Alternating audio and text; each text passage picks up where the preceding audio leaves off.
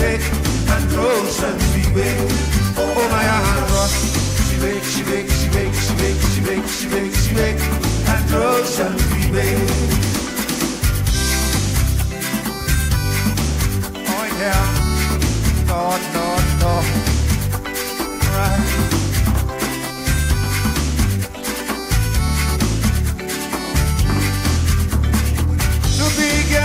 Party and all the people celebrating, happy and so jolly, celebrating the big yard party. East, west, north and south, they coming from all about. When the people working together, they joining hand in hand. Love, peace and unity all over Andros land. Oh my Andros, she wake, and oceans we wake. Oh my Andros, she wake, and oceans we wake. Oh yeah, oh yeah.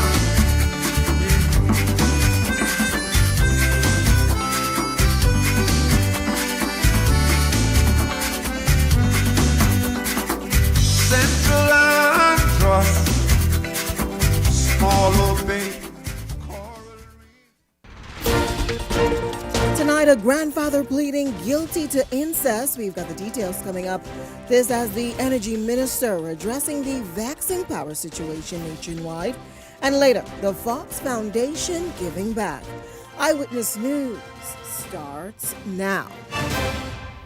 Good evening, everyone. I'm Janae Noel. Thanks so much for joining us.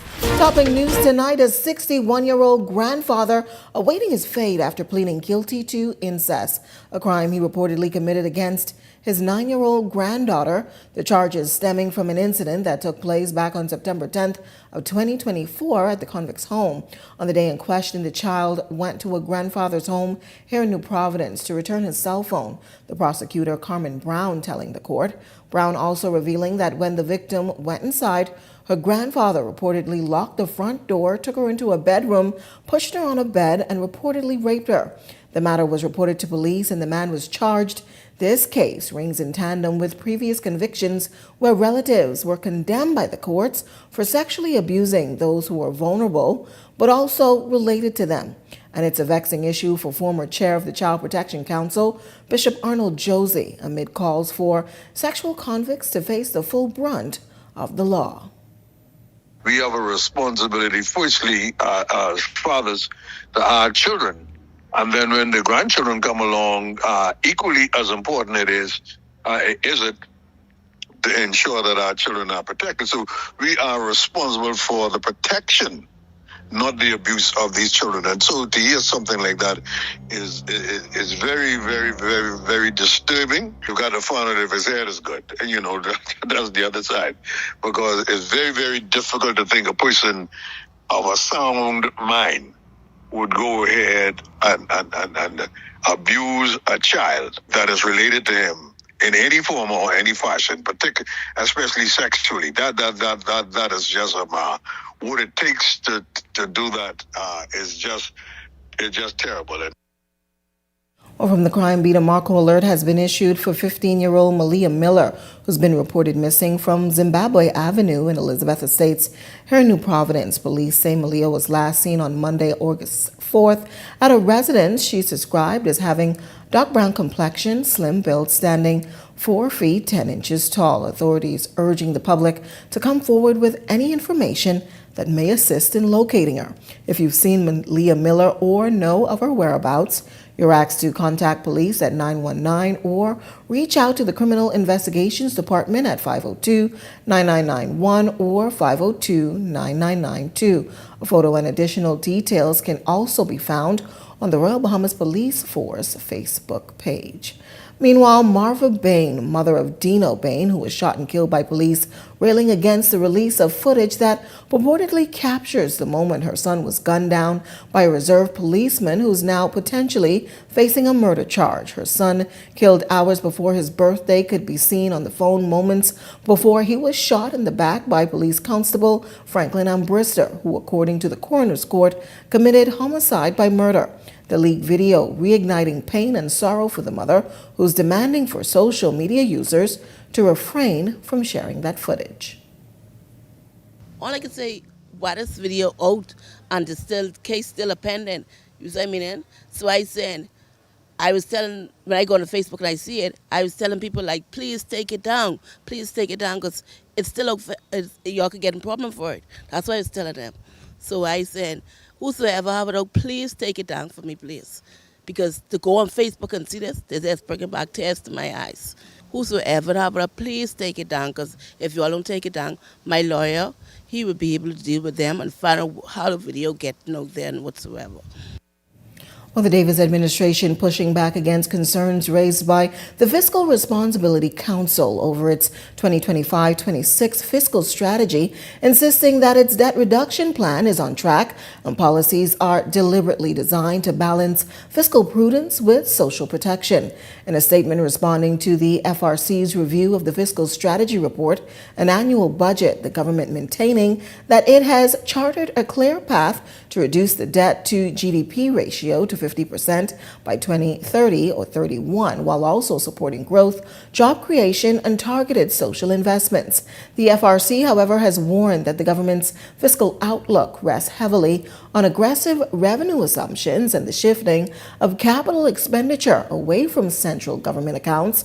In response, officials said their approach was guided by realism and prudence and argued that state-owned enterprises are well placed to deliver sector-specific projects that are critical to national development.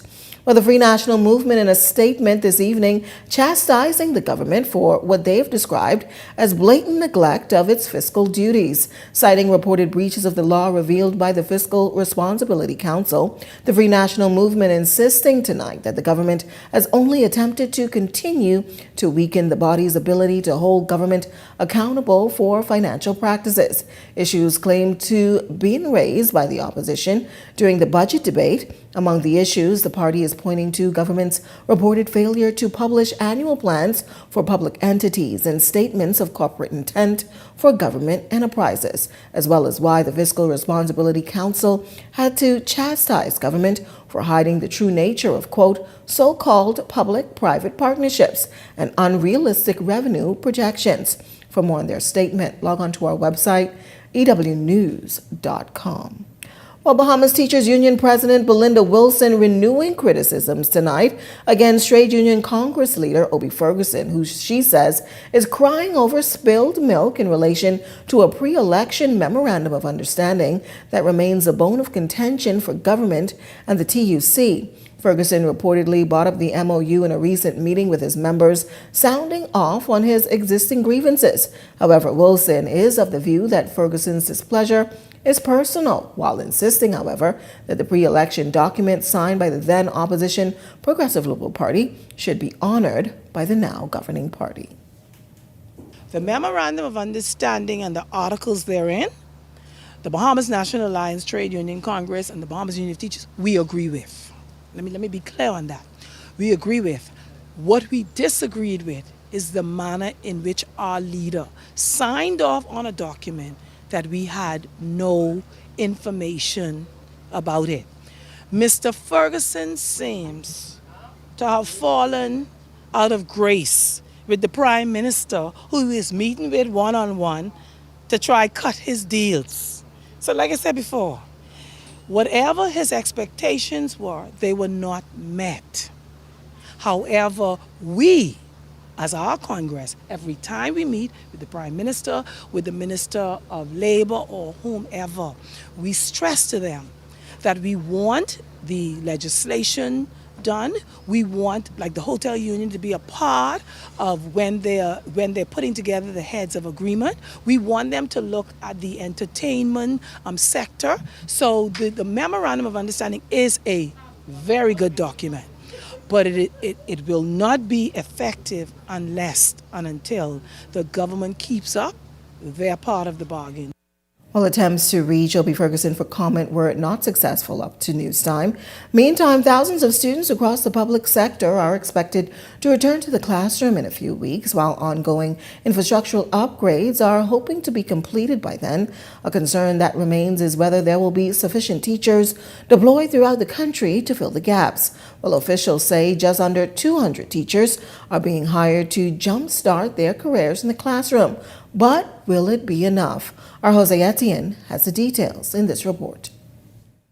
The Ministry of Education is now feeling the ripple effects of the United States crackdown on Cuban workers, part of Washington's broader push against what it calls the exploitation of Cuban medical and education professionals across the region.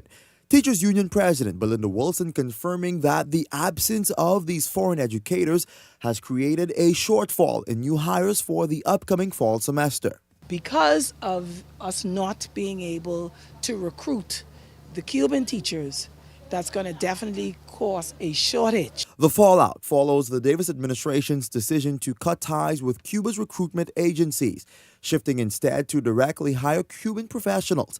The move, sparked by intense U.S. pressure and reports of workers' exploitations, has raised questions about the future of both medical and educational personnel. While the spotlight has largely been on healthcare, Cuban teachers are also caught in the fray. Still, like their medical counterparts, they may soon have the option to secure direct contracts in country. Those Cuban teachers whose contracts still have time left, they will return.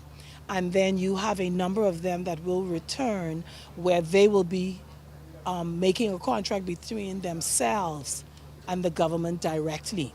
So that's a plus, but it isn't near the amount that we usually get. But Wilson isn't sounding the alarm just yet. She says the ministry has a plan, including tapping retired teachers to help fill the gap. The Ministry of Education has rehired some of our retirees, so that should help to fill some of the gap. It's a strategy that ties into the government's controversial decision to re-engage retired civil servants.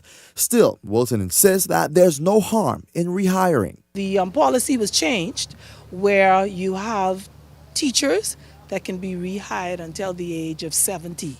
And so if you are still vibrant, and you can impart knowledge to our students, and we need you, by all means. Education Director Dominic McCartney Russell also confirming that 193 teachers are being deployed nationwide this semester, including specialty teachers and school psychiatrists. And despite initial concerns, Wilson remains optimistic, though she's making it clear that the union has demands to ensure that this batch of educators can meet the country's demands. What we really want addressed is the new teachers that they have at orientation today, who they're onboarding, that they will get their letters in a timely manner, that they will receive, especially those that are going to the Family Islands, that they will receive their geographical posting allowance, they will have their rent, and so that they would be in the proper frame of mind in order for them to execute their duties. Jose Etienne, Eyewitness News. Well, the Ministry of Energy and Transport acknowledging tonight concerns raised by both the Bahamas Taxi Cab Union and the Bahamas Livery Drivers Union regarding operations at the Lynden Pinling International Airport. Officials say the tension stemming from long-standing differences over the interpretation of the Road Traffic Act. The ministry has since met with both unions jointly and separately, as well as other key stakeholders in addressing the issue. Concrete steps taken so far include reorganizing and increasing road traffic supervisors at the airport, adding new transportation signage, and expanding taxi holding spaces at both terminals. The ministry says it's also sought legal guidance from the Office of the Attorney General to clarify the law and its impact on all the groups affected. In a statement, officials stressing their commitment to creating a fair and modern transportation sector where the needs of both drivers and travelers are properly addressed. For a full read-up, log on to our website, ewnews.com. Well, with the University of the Bahamas' ongoing efforts to receive accreditation, President of the Union of Tertiary Educators, Daniel Thompson, is worried that the process could leave the institution cash-strapped as it's restructuring its teaching roster. According to Thompson, as a part of the accreditation process, professors would only be allowed to teach courses that align with their specific field of study, certified by their degrees. He noted that this could mean some professors may teach as little as one course, while others may have to take a course overload if more faculty is not added to fill in the gaps. Because as you more effectively align yourself, align your faculty, teaching very specific disciplines and different courses, it means that you now, where you had one faculty teaching 3 or 4 classes, you may have a situation where that one faculty will only now be teaching 1 or 2 classes. And it means that instead of having 10 faculty in a department, it may needs be that there are now 20 faculty to meet that need. And that is the ultimate challenge that the institution will be faced with. Do they have the financial whereabouts to hire additional faculty as we move forward? And do we have the appetite to double our budget for faculty remuneration?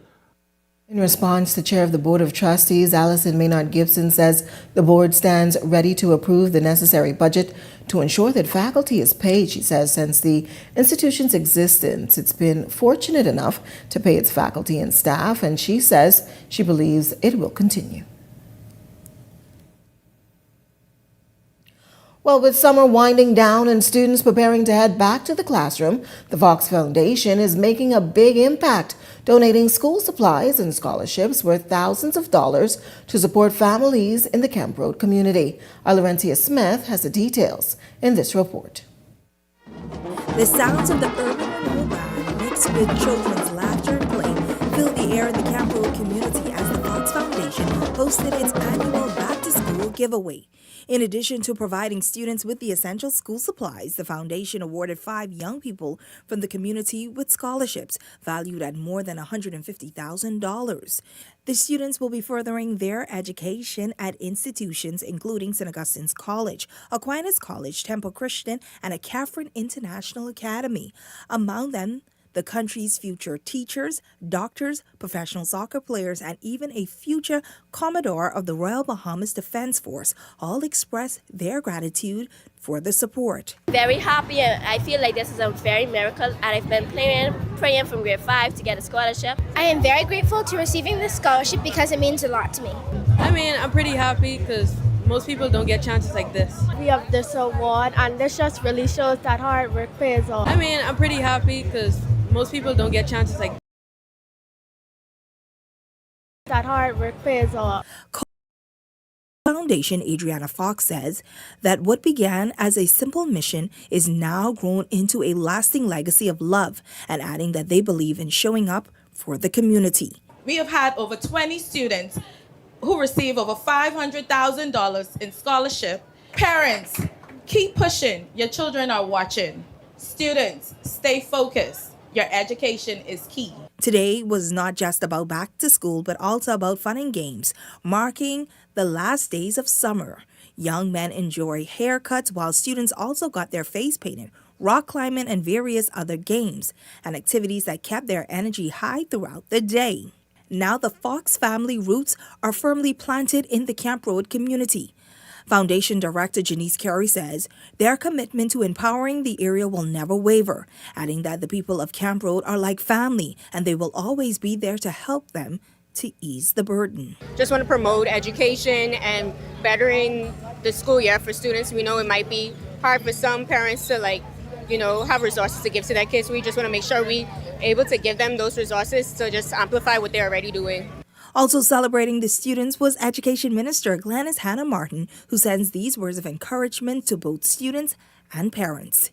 1st of September, I want all of these children and young people to do well in school, but more than anything, more than them doing well, I am asking the parents of these children to support these young people. And as the students prepare to head into a new academic year, Chief Apostle Raymond Wells of Living Waters Kingdom Ministry covered the next generation of leaders in a powerful prayer. That you will break that cycle from off their life and cause them to go beyond and do exceeding abundantly above all that they can even imagine or even ask for. Laurencia Smith, Eyewitness News. Well, St. George Key Power Company plans to shift Spanish Wells in Russell Island from diesel to 30% solar by 2027, with a long-term goal of up to 90% renewables. If successful, this could lower costs and set the stage for other islands. Eyewitness News turning to social media, posing the question, if successful, should other islands follow this model of gradually shifting from diesel to solar? 92% of participants voting yes, definitely. 4% voting yes, but only larger islands first, while 4% voted no, not yet.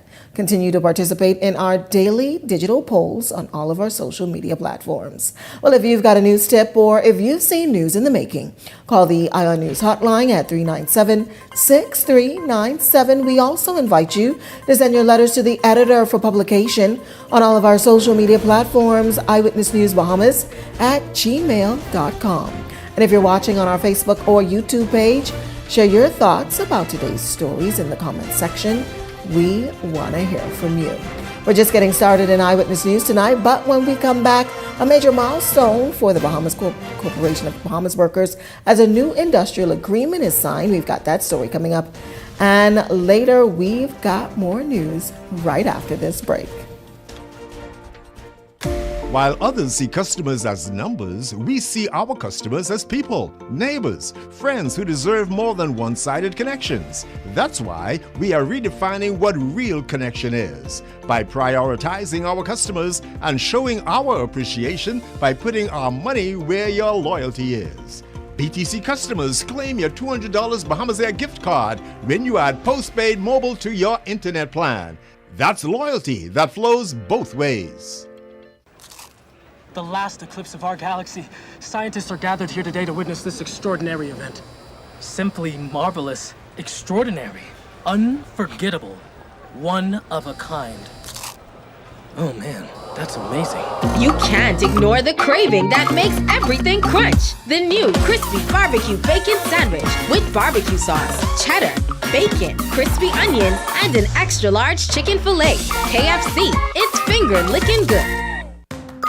Are you searching for something new? Something exciting? Your dream job in paradise? Well, look no further. Royal Beach Club Paradise Island is hiring. Join a dynamic group of passionate hospitality professionals, craft unforgettable moments, and thrive in a vibrant, welcoming atmosphere. Play your part in shaping the future of our team while growing your own career every day. Bring your energy, your passion, and your creativity to a workplace that's as dynamic and fun as you are. At Royal Beach Club Paradise Island, the opportunities don't just exist, they're limitless. So are you ready to find your perfect fit? Visit Royal Beach Club at paradiseisland.com/career today and step into a world of exciting possibilities. Join Janae's Ready for School block party going on all day today. Get up to 20% off. Yes, up to 20% off store-wide. Restrictions apply. Lots of giveaways and surprises for the kids. If you've not found that monogram shirt yet, we may have it in stock or can monogram it for you. What about school neckties, underwear, hair bubbles, socks, school bags, raincoats, and sleeping mats? Join Janae's Chesapeake Road Ready for School block party today. Extended store hours 7 p.m. today only. Janae's Ready for School block party is today. Save on those school last-minute items. Special discounts up to 20% today only.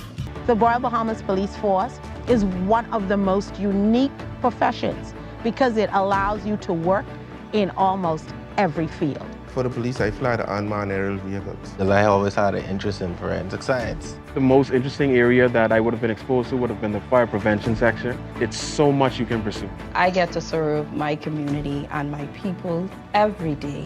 Log on to our webpage. There's information about the recruitment process and all of our various departments. Haunted Bahamas presents Casablanca cabinets, the perfect combination of function and beauty. Made from solid wood, these cabinets offer long-lasting durability and exceptional storage, designed to keep your space organized and efficient. Whether for your kitchen or bathroom, Casablanca cabinets are built to handle everyday use while enhancing the beauty of your home. Conveniently located in Grand Bahama, Nassau, Abaco, and Eleuthera, Coned, Bahamas. Dream, design, deliver. This segment of Eyewitness News is brought to you by EV Motors Fleet Sales Division. For 2026 commercial vehicles, call 821-2403 today. Welcome back. Here's a look at your Eyewitness News gas tracker. You're getting the cheapest tonight at Rubis, $5.48. Shell coming in at $5.50. Esso, $5.56. Welcome back. You're watching Eyewitness News. Energy Minister JoBeth Colby Davis shedding light tonight on the Bahamas Power and Light Company's debt, which she suggests has the power provider in a chokehold. This comes despite the Davis administration's efforts to overhaul the country's energy sector through reform plans with hopes of providing a reliable energy system to Bahamians who've been expressing concern about an insufficient system officially attributed to outdated and worn-out equipment attached to the power company. Another thing that I was very transparent about was the debt that BPL is in, that $500+ million. And that is something that I have to continue to talk about. Because of that debt alone, we had to seek support from our partners. And that's why you would hear us talk about independent power producers coming under power purchase agreements, because the type of transformation didn't understand it and they made a big deal about it. So let's tie in. So the $500+ million that is BPL's debt restricts it from making the type of transformation over administrations, the type of transformation you would have need to see in BPL, that debt along with the cost. So it's going to be about $1 billion plus to do exactly to what do it is what we're doing. Needs to be done. And the timeline that we have to do it. Energy is the most talked about topic globally. It is. It is, the world has put an extreme demand on governments across the board. Well, a major milestone for workers at the Broadcasting Corporation of the Bahamas today, the signing of a new industrial agreement for members of the Bahamas Communications and Public Officers Union. The deal covering some 76 employees, bringing with it significant upgrades from salary increases to expanded leave benefits. Our Delano Roker has the details tonight. At a time when the National Tripartite Council and the Ministry of Labor are weighing sweeping labor reforms, including extended maternity benefits, ZNS employees are getting a head start. The new agreement goes beyond talk, delivering real change, an extra week of maternity leave, bringing the total to 13 weeks, a 10-day paternity leave for fathers, and a 6% salary increase across the board. The package also includes salary alignments and, for the first time, performance-based increments.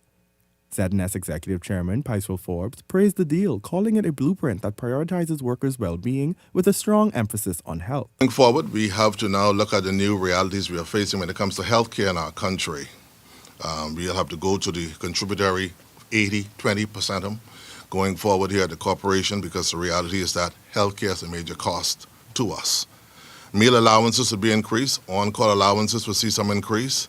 So is subsistence allowance. Shift premium for those who work those evening shifts will also get a couple more dollars. And also sick leave is also going to be increased in this new contract that we are signing. Union President Sherry Benjamin welcomed the agreement, pointing to new provisions that place mental health front and center. One thing that I'm most proud of is the fact that BCB would have included the mental health days inside of the industrial agreement. And why I say that is because, especially for our media personalities, those persons who would go out there, the reporters, the cameramen who would go out there on those graphic murder scenes and accident scenes and stuff like that, they are the ones who we are really, really looking at to take those resets where they are able to get themselves together, compose themselves, and come back to work and start all over again. And so I am happy that we were able to get that mental health 5 days in for those staff, for all of the staff at ZNS, but especially for the reporters and stuff. And Minister of Social Services, Information and Broadcasting, Miles Laroda, said the agreement underscores the government's commitment to building a stronger, more equipped workforce across the country. While we are faced with this reality, the pie only have so many slices, and so it's good that we could get to. Thanks to our Delano Roker. Eyewitness News obtaining video showing a trailer at the western end of Arawak Key heavily cluttered with piles of debris on deck, raising concerns that the vessel could sink if not addressed. Senior Commander Byrne Wright, he's the port controller, he confirmed Wednesday that a notice had been issued to the boat's owner. He did not reveal the boat owner's nationality, citing an ongoing investigation, but said cleanup efforts are already underway. Well, he has been given notice, and based on the Port Authorities Act, he would have 24 hours to respond, which he's already begun to do.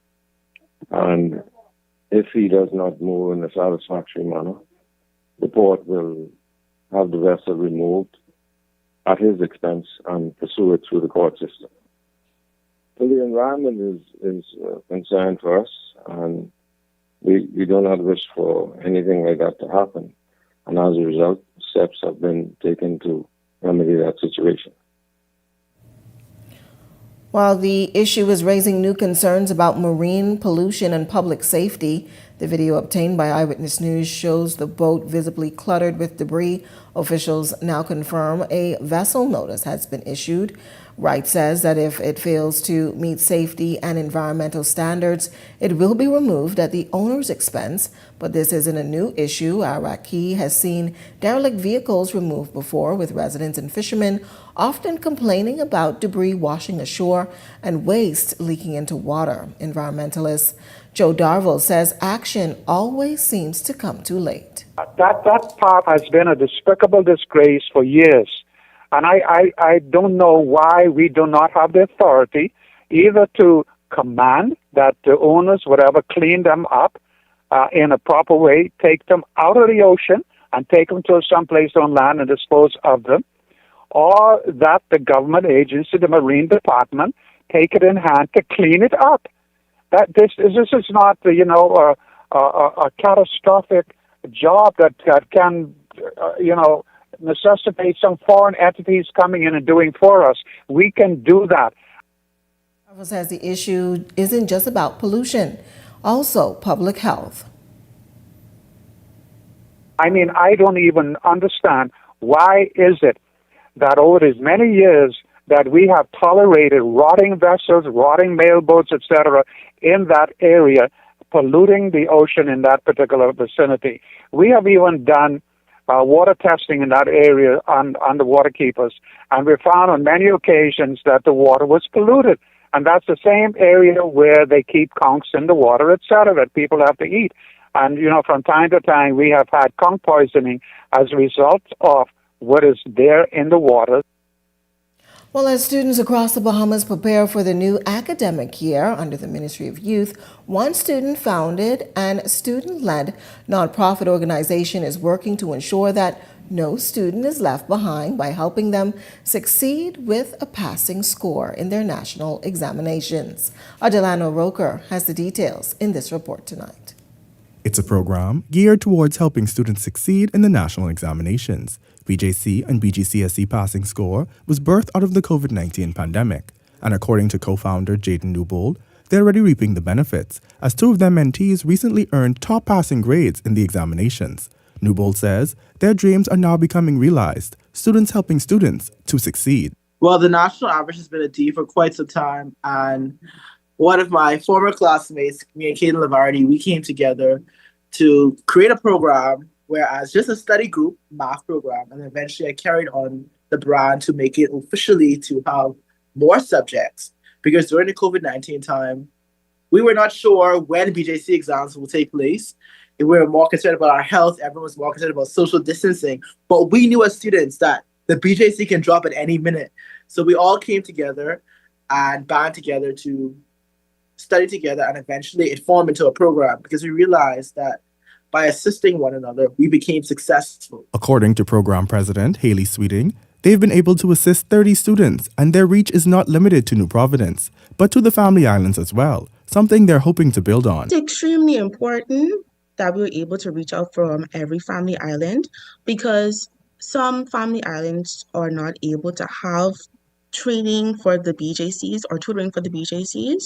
So it's very important that our program offers that, so every family island can be able to prepare for the nationals exam. And with top passes in hand, the academic duo who are preparing for a new school year are sharing how they are able to benefit and sharing advice for other students. I would say to study from the past BJC papers, and I would say to focus on yourself, as sometimes your friends can cause you to lose focus and stray away from what your goal is. Don't be scared to ask for help. Sometimes you may be a little embarrassed, but you need help so you can know what you're doing, you know what you're studying for your BJCs. And also, if you're not understanding any topics at school, it would be very good to get in touch with after-school programs like the BJC and BGCSE passing scores that offers a helping hand and ultimately helps you to understand topics better that you may be struggling with. And with the emergence of artificial intelligence, many are questioning its impact on education. For Newbold, he says they are not afraid to embrace the future. We know that AI is the new thing. So this academic year, we're looking to implement AI in our classes so that, because the reality is that although we tell students not to use it, right, or use it the correct way, we want to ensure that our students understand the benefits on how to use it the right way and not just use it to cheat or whatever it may be. So that's one of the things that we are planning on implementing. Delana Roker, Eyewitness News. So to come in Eyewitness News tonight, the Buddy Hill Foundation hosting a major give back. We've got the details right after this break. But first, here's a check on tonight's weather forecast.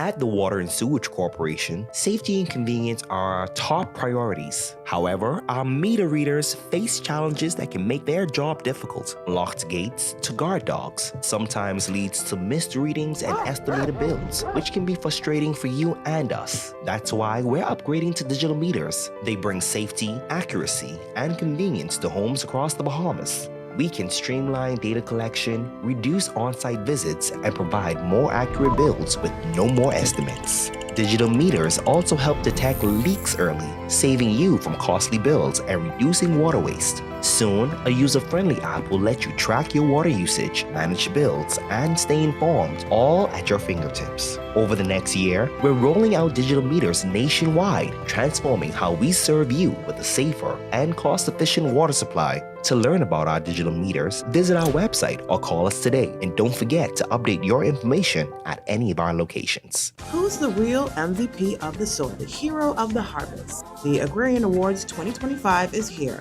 and we want you to nominate the farmer who's growing greatness in your community. 8 categories up for grabs and a chance to win up to $50,000 in cash prizes. Brought to you by the Ministry of Agriculture and Marine Resources and the Agricultural Development Organization, honoring the hands that feed the nation. Visit adobahamas.org to submit your nomination for the Agrarian Awards 2025. Make every moment unforgettable with Shop Smart.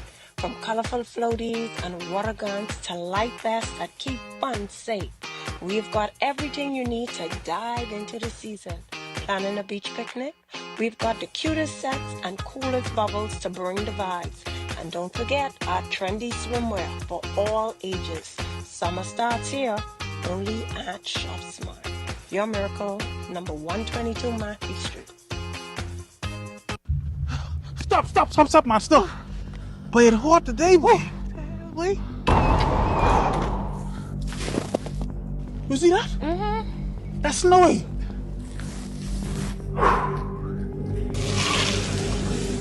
I can cool off, man.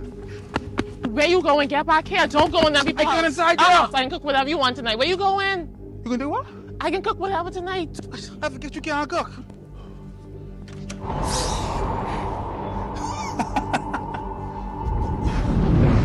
Step out the heat and enter Skypole. Expert installation, cool comfort, and reliable service. Brought to you by Discount AC and Supplies. Your one-stop shop for top-tier AC units. You're watching Eyewitness News.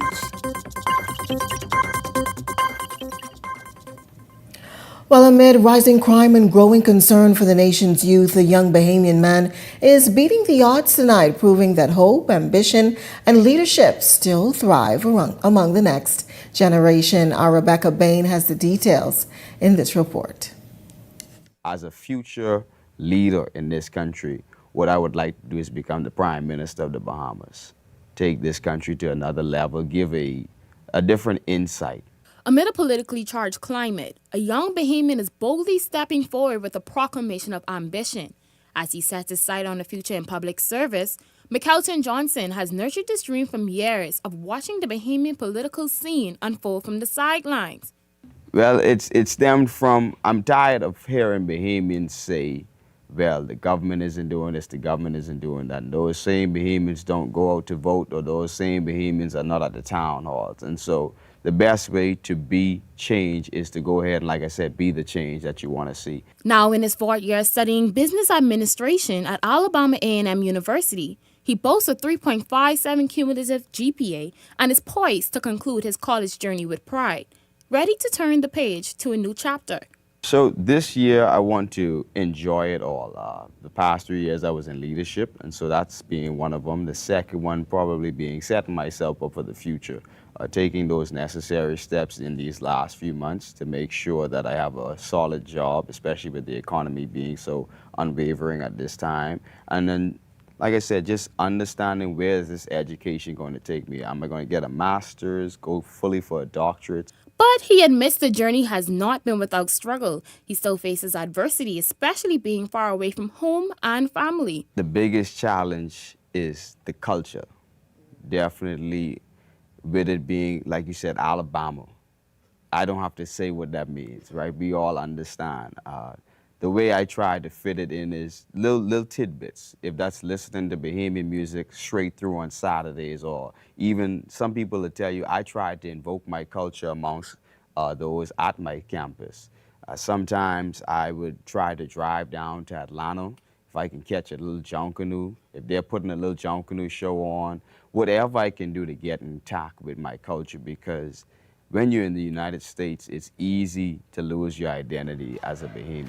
But his success goes beyond the classroom, serving as the lead escort to the 74th Miss Alabama A&M University, a recruitment ambassador for the institution, and the Alabama District Director for Alpha Phi Alpha Fraternity Incorporated. All positions he's been more than honored to hold as an international student, but more importantly, a Bahamian. And before he bows out of university life, he's on a quest to ensure he won't be the last. Being at Alabama A&M, which is an HBCU, I also asked our president, how can we get more Bahamians there, whether it be track, whether it be through the band, what can we do?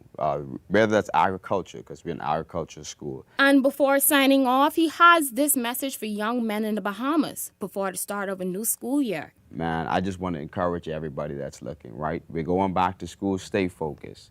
That's the only thing there's school for. Stay focused, get that education. And like you said, with what's going on in our country right now with the gangbanging and everything, it's ridiculous, right? However, I hope that with this back-to-school era coming, that these young men would get out of the streets, get in their books, and do something with your lives positively to impact our country. Johnson's story is a reminder that even in difficult times, young Bahamians are still rising, leading, and providing the future can be better. Rebecca Bain, Eyewitness News.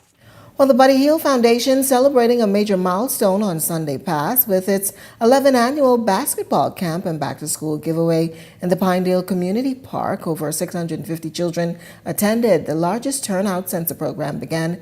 Students leaving with backpacks, Nike shoes, Playtime sports vouchers, bicycles, tablets, laptops, basketballs, and school supplies, all while families enjoyed food, music, and bouncing castles in a true community celebration.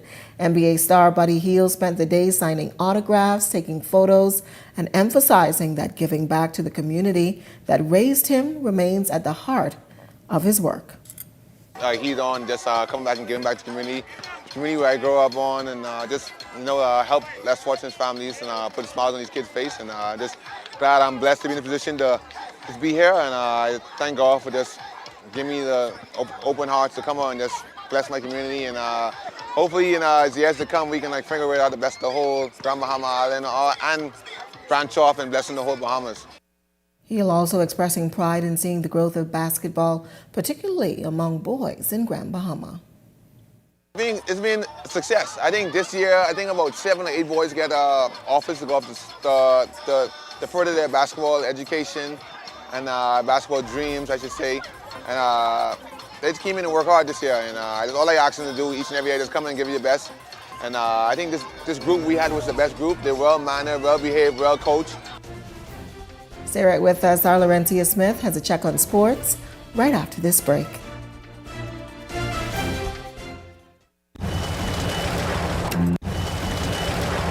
It's me, Wednesday Addams. Your life just took a dark turn. I regret to inform you that I have devised the meal of misfortune with Wendy's. It's pure torture for your taste buds, with 4 nightmarish dips of dread. Don't waste my time asking which ones you'll get. You must surrender to your fate. Enjoy the anguish.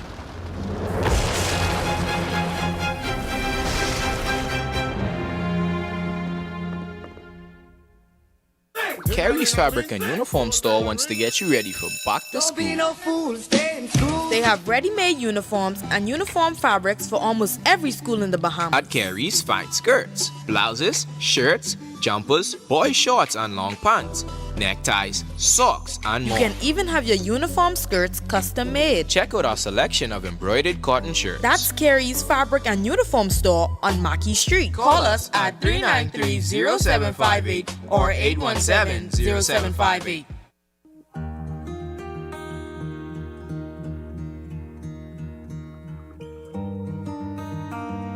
You work hard to provide for and protect the ones you love. However, life can present unexpected challenges. Who you call in times of need matters. Insurance Management is a Bahamian-owned company that has been serving our community for over 40 years, offering a wide range of coverage for all of your personal, professional, and commercial needs. When life happens, rest easy knowing that our skilled and experienced agents are there for you in your time of need, so that you can get back to what matters most. Insurance Management. Nobody does it better.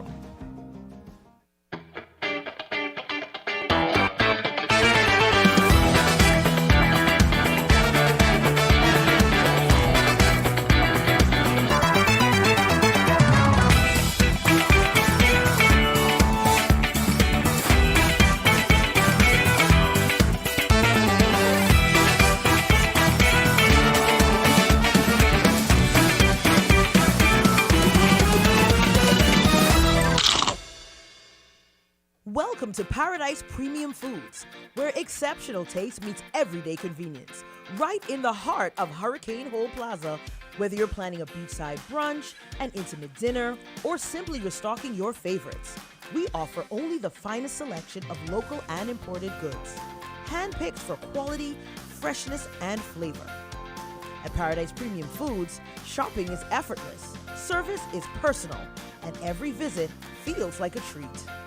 From gourmet meals to go to organic essentials and indulgent treats, this is your neighborhood market elevated. Live well, eat better. Discover Paradise Premium Foods, now open at Hurricane Hole Plaza, Paradise Island. Paradise Premium Foods. Taste the difference.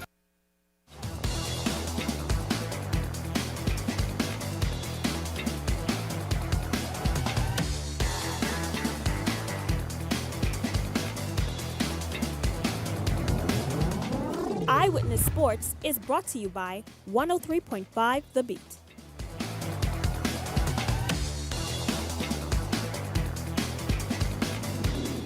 Welcome to another edition of Eyewitness Sports. I'm Laurencia Smith. Thanks for joining us. At this hour, Team Bahamas women's volleyball squad is on the court, battling for a spot in the semifinals of the Caribbean Volleyball Championships over at the Kendall Jill Isaac Gymnasium. It's been a rough road to get there. Team Bahamas is coming off a 3-set loss to Trinidad and Tobago on Monday, just one day after a grueling 5-set thriller against Guadeloupe.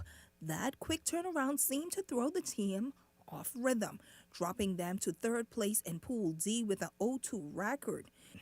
Now the pressure is on as they fight to keep their championship hopes alive. Over on the men's side, the national team suffered a 3-2 loss to Jamaica in their tournament opener over the weekend. Their group phase continues later this evening with the matchup against Suriname at 8 o'clock. Meanwhile, in news from sailing, Bahamian gold medalist Eliza Danning is back home after making history at the 2025 Junior Pan American Games in Uruguay.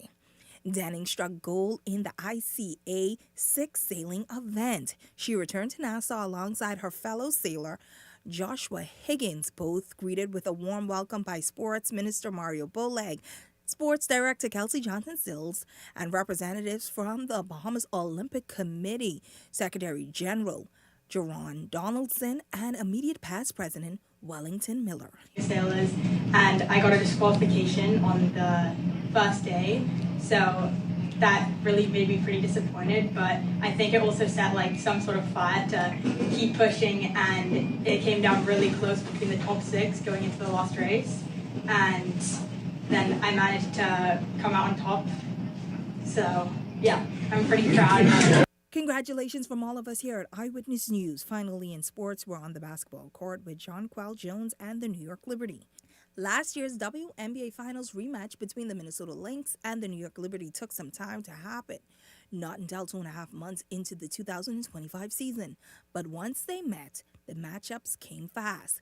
With 4 games in 3 weeks, the series wrapped up on Tuesday night, the Liberty taking the final game 85-75 after dropping the first 3 to the Lynx. Jones scored a game-high of 22 points on 7 of 10 shooting plus 10 rebounds for her 100th career WNBA double-double. She's the 7th player to reach this mark per ESPN. Yeah, I said like when we first went down with players that sometimes you would look to the bench and be like, dang, nobody's coming for me for a little while. So you try to save it. And then, we talked about it as a team, and then you watch it on film and you realize it doesn't look too good. And in order for us to win, you got to kind of give it your all out there and just trust that Sandy's going to get somebody else in there to get you out when you need a blow. And I think we did a good job of that tonight. The Liberty are currently 22-13, and they still have 9 games left in the regular season as they're trying to secure a second-place finish behind the 28-6 Lynx. Well, that's what's making sports at this hour. I'm Laurencia Smith. Stay tuned for more news on the other side of the break. We're learning, even playing, we're having lots of fun. We're working with each other until the day is done. They say it takes a village to raise a child, but what happens when that child is lost, hurt, or simply needs a second chance?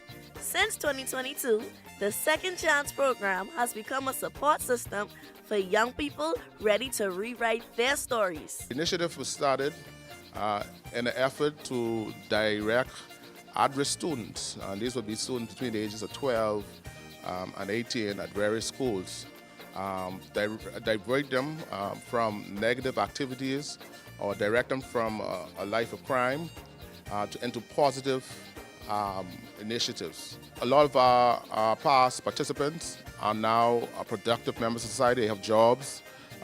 They're furthering their education at colleges. They actually some of them are even coming back to give testimony on what the program has done for them.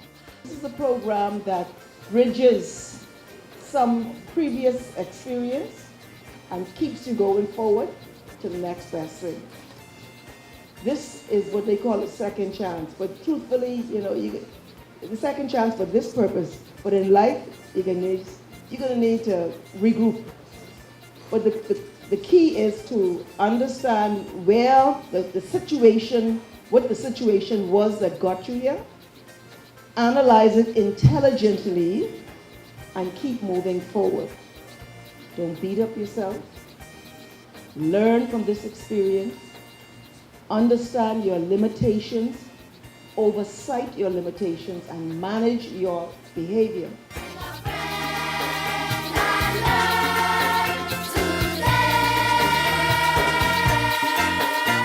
Hey guys, the IL Cares Foundation invites you to our Back to School giveaway on August 23rd at the University of the Bahamas, Poinciana Drive entrance. Join us for a day of free school supplies, food, and fun as we help prepare students for a successful school year. We are also going to be on the Family Islands on August 23rd from 12 p.m. to 3 p.m. All are welcome, so come on down and support the community with IL Cares. At IL Cares, we care. The Royal Bahamas Police Force is one of the most unique professions because it allows you to work in almost every field. For the police, I fly the unmanned aerial vehicles. Because I always had an interest in forensic science. The most interesting area that I would have been exposed to would have been the fire prevention section. It's so much you can pursue. I get to serve my community and my people every day.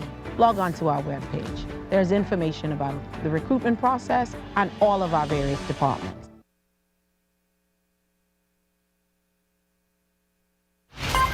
You're watching Eyewitness News. Well, that wraps up news this Wednesday, but coming up and beyond the headlines with Shanique Miller, it's a look at all of this week's topics, hot topics. That's coming up and beyond the headlines. It starts right after this. That does it for us here on Eyewitness News. It's certainly been a pleasure having you in our company tonight. On behalf of the entire news team, I'm Janae Nawal saying good night and be safe, everyone.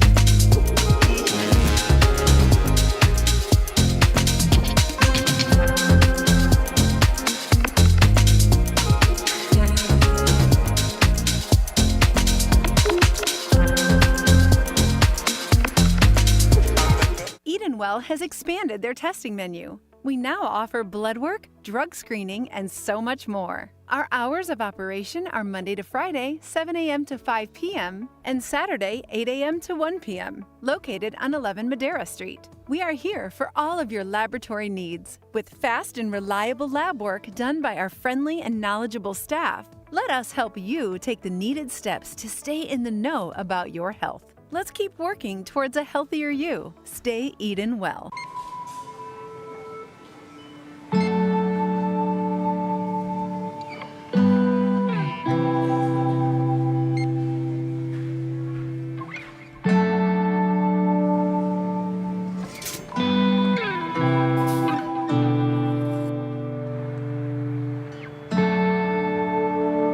We all know there are ways we can help.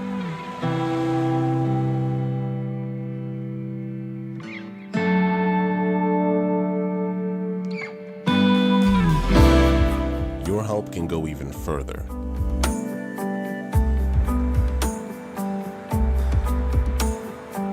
Be an everyday superhero.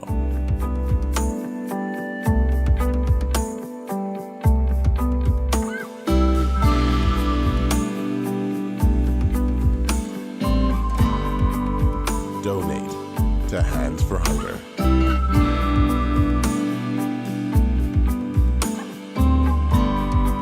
So you want a space,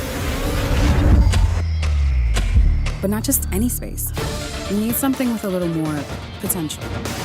So how about 1,000 square feet of room to play with? Superb audio and video production capability, digital LED wall, full lighting grid, and about 124 seats to accommodate a full studio audience with so many other features.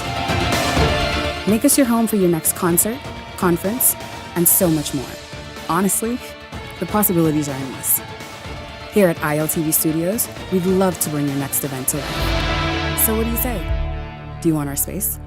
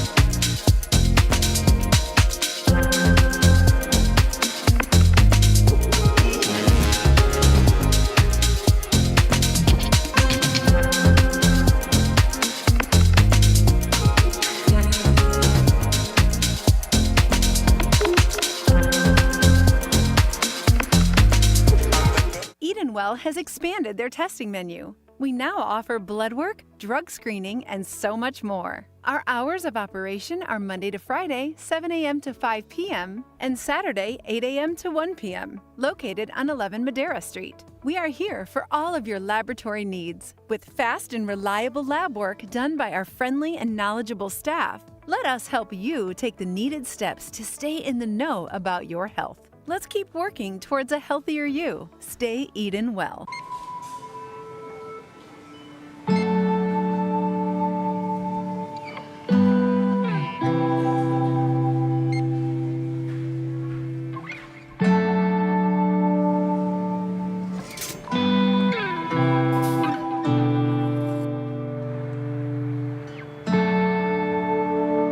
We all know there are ways we can help.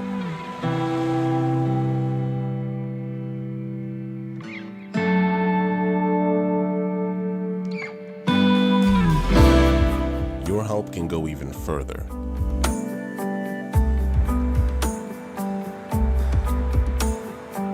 Be an everyday superhero.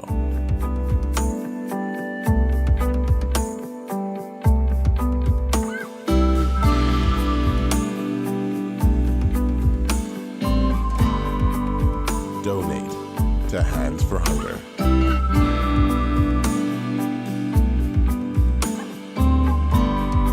So you want a space, but not just any space. You need something with a little more potential. So how about 1,000 square feet of room to play with? Superb audio and video production capability, digital LED wall, full lighting grid, and about 124 seats to accommodate a full studio audience with so many other features. Make us your home for your next concert, conference, and so much more. Honestly, the possibilities are endless. Here at ILTV Studios, we'd love to bring your next event to life. So what do you say? Do you want our space?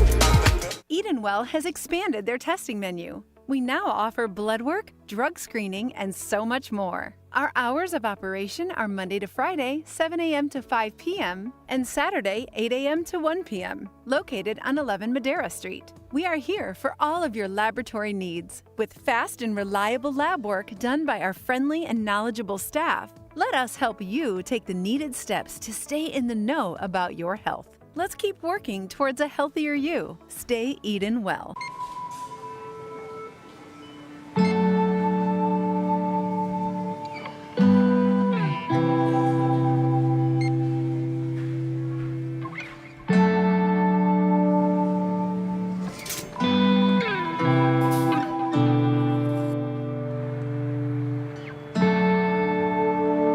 We all know there are ways we can help.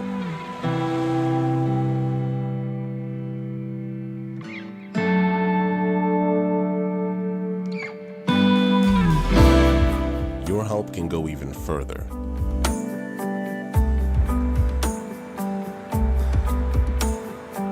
Be an everyday superhero.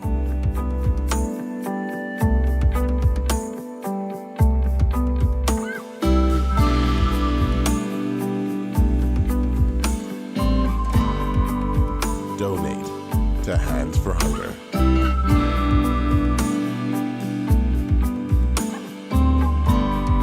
So you want a space. But not just any space. You need something with a little more potential. So how about 1,000 square feet of room to play with? Superb audio and video production capability, digital LED wall, full lighting grid, and about 124 seats to accommodate a full studio audience with so many other features. Make us your home for your next concert, conference, and so much more. Honestly, the possibilities are endless. Here at ILTV Studios, we'd love to bring your next event to life. So what do you say? Do you want our space?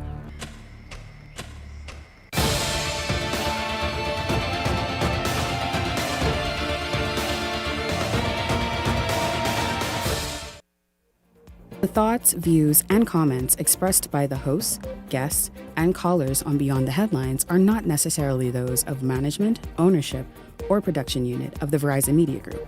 Beyond the Headlines is a production of ILTV Studios and cannot be reproduced or represented in part or entirety without express written permission of the Verizon Media Group. Beyond the Headlines is the intellectual property of the Verizon Media Group. Copyright 2021.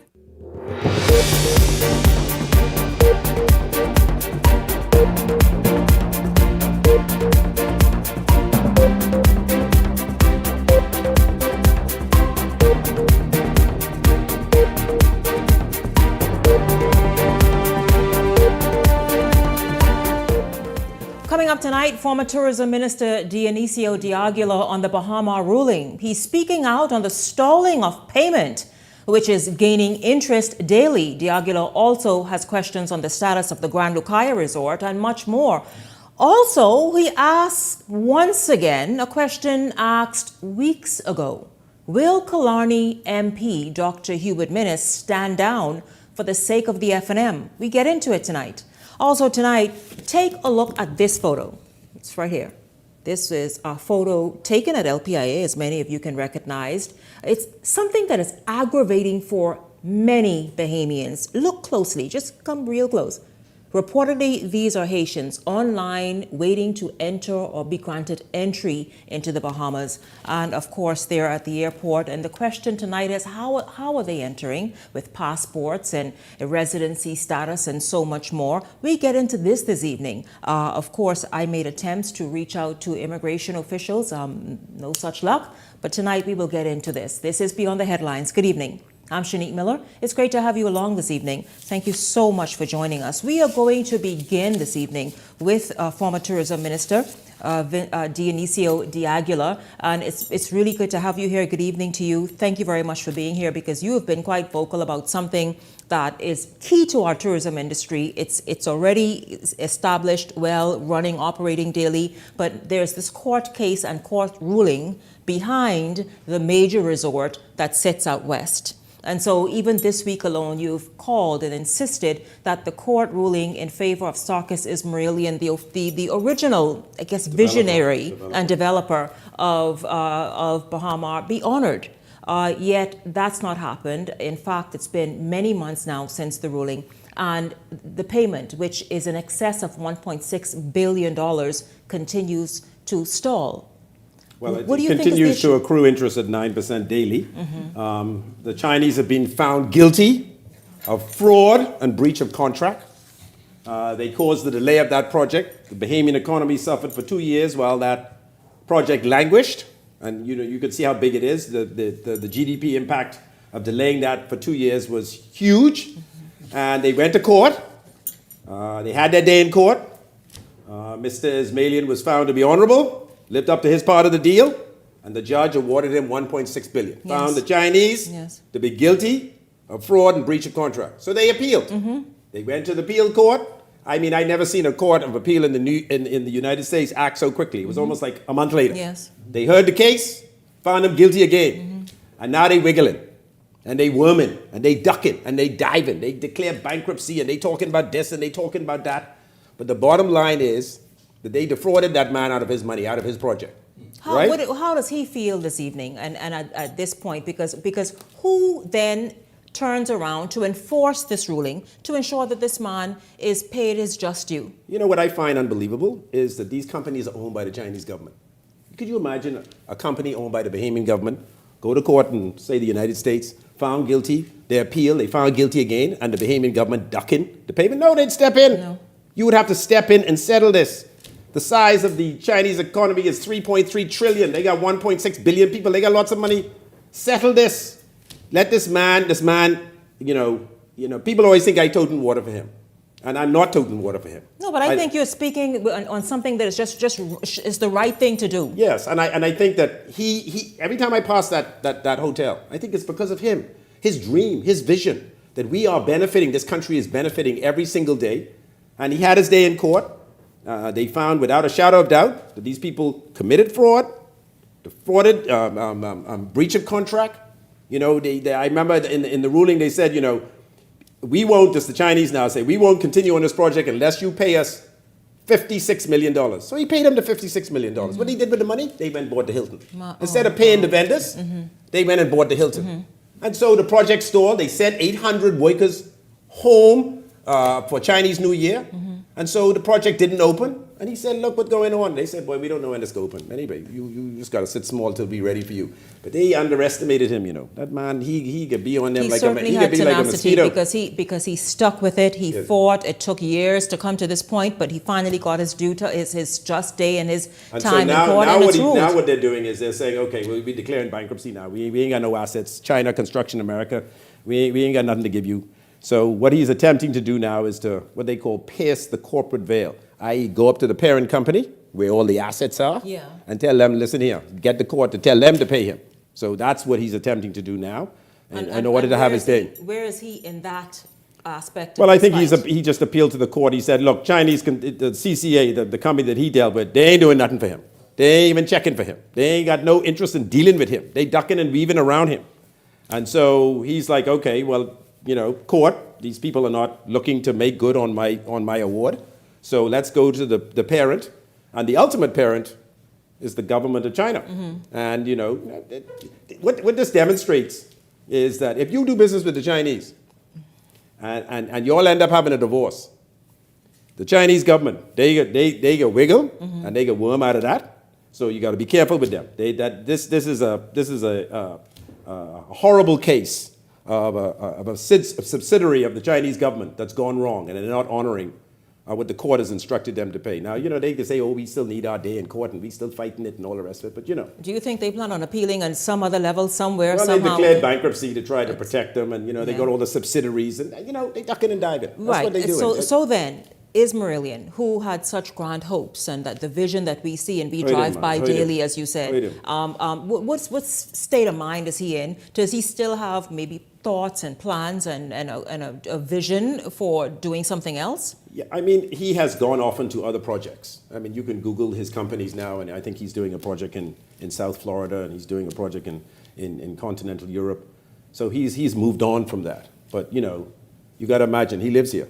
And every day he drives to town, he is look at that and say to himself, look at what I created, and I never for one day had the benefit of this. Yeah, so it is most unfortunate. Yeah, he just wants closure. Right. Yes. Pay me my money. Yeah. You be in the court. We fight. I win. Yeah. You go on to appeal. I win again. Come, let's settle. Well, this is something we have discussed numerous times on this show, the whole Bahama, Ismailian court battle and all the rest of it, the rulings as well, and exactly what's to come out of it, the $1.6 ruling, just all of it. We have paid attention to and followed that on the show, and we're just quite happy to hear you kind of bring it up again, because you would figure it was kind of being settled.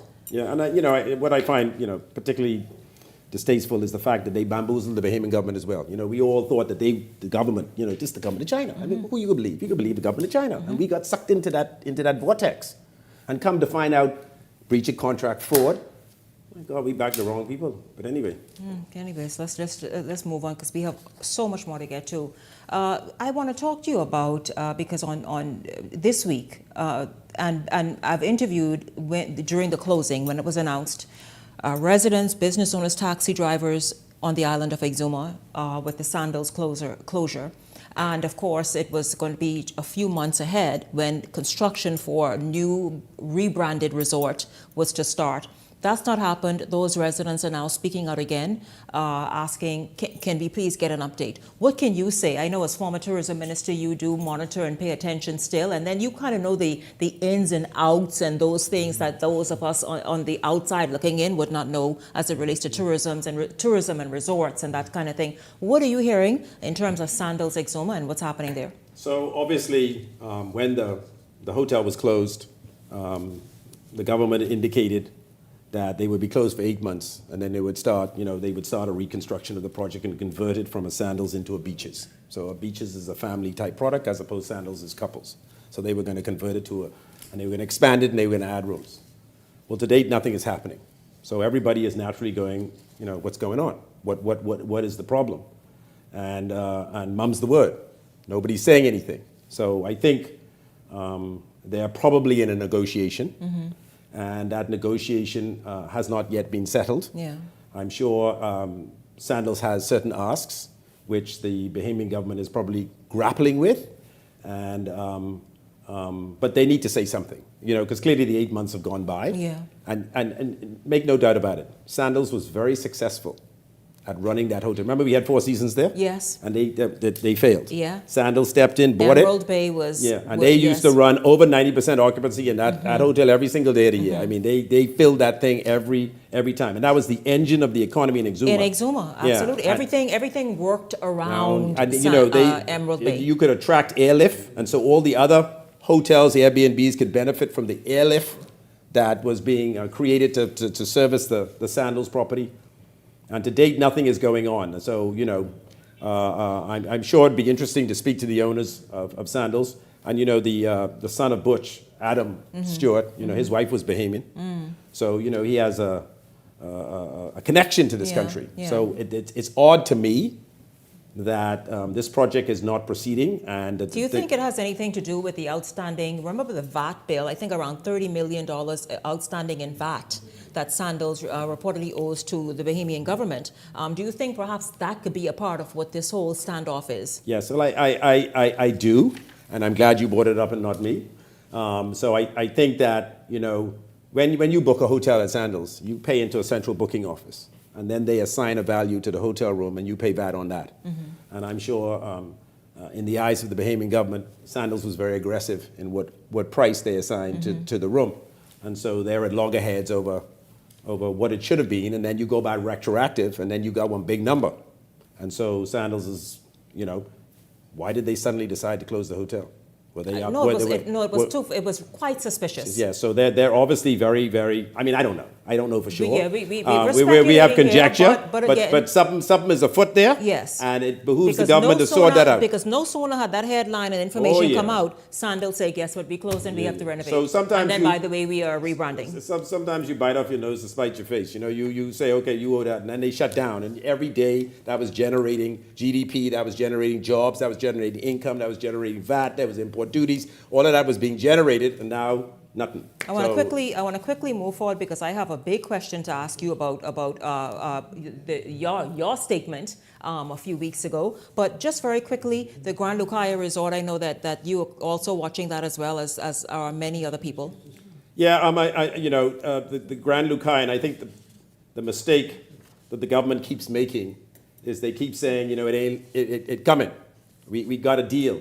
We signed a deal. And, they haven't been able to produce, according to the papers, what I read, just what you read, the money that's been received. It seems a bit unclear on the company that they've signed a deal with. When are they going to proceed? That company is saying, look, we ain't going to move.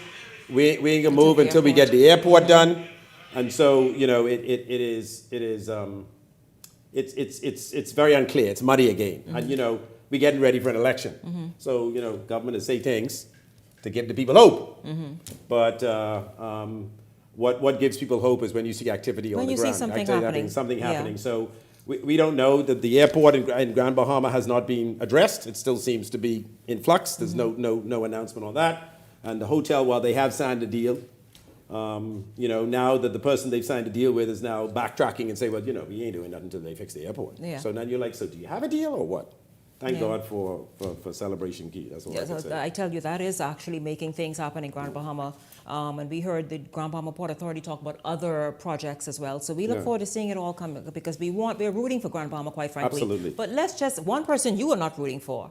Let's get to this real quickly. Dr. Hubert Minnis, of course, he is the Member of Parliament for Killarney by all intents and purposes. And what we can see, he is also gearing up for another election season, meaning he plans on running. In fact, he's made that clear, quite frankly. Who, we don't know, but the FNM has told him certainly not on this ticket. Then you said, Dr. Minnis, how, sir, about you being the nice guy and actually standing down and let the FNM have a chance? What do you mean? What did you mean by that? Well, in my view, and this is my view, Dr. Minnis has benefited enormously from the Free National Movement. They elected him the leader. They worked assiduously to have his government win in 2017, and he became the prime minister. He is in a very special club in this country, a club of 4, and he served in the highest office of this land. And no doubt about it, it's obviously partly him, but also because he represented the F&M brand. And he won. And now, we decided in 2021, the voters decided they're done with him. The voters. Yes. They sent us all home. I went home too. I know. So, and then the Free National Movement gathered, and they voted for a new leader. Okay, so Michael Pintard was elected the leader of the Free National Movement, not once, twice. Okay, and in the last election last year, he won 75% of the vote, and Dr. Minnis won 25% of the vote. But do you think that he has leadership dreams and visions again, or this man is just trying to say, listen, this is what I love. I've served these people, I think it's four consecutive election terms, and let me do what it is I want to do. And also, get this what others are saying as well. Dionisio D'Aguilar and the others, aren't you all the best? How are you all so ungrateful? Because after all, Dr. Minnis gave y'all an opportunity, had y'all as cabinet ministers, had y'all as members of parliament, and here y'all are kicking this man to the curb and telling this man stand down.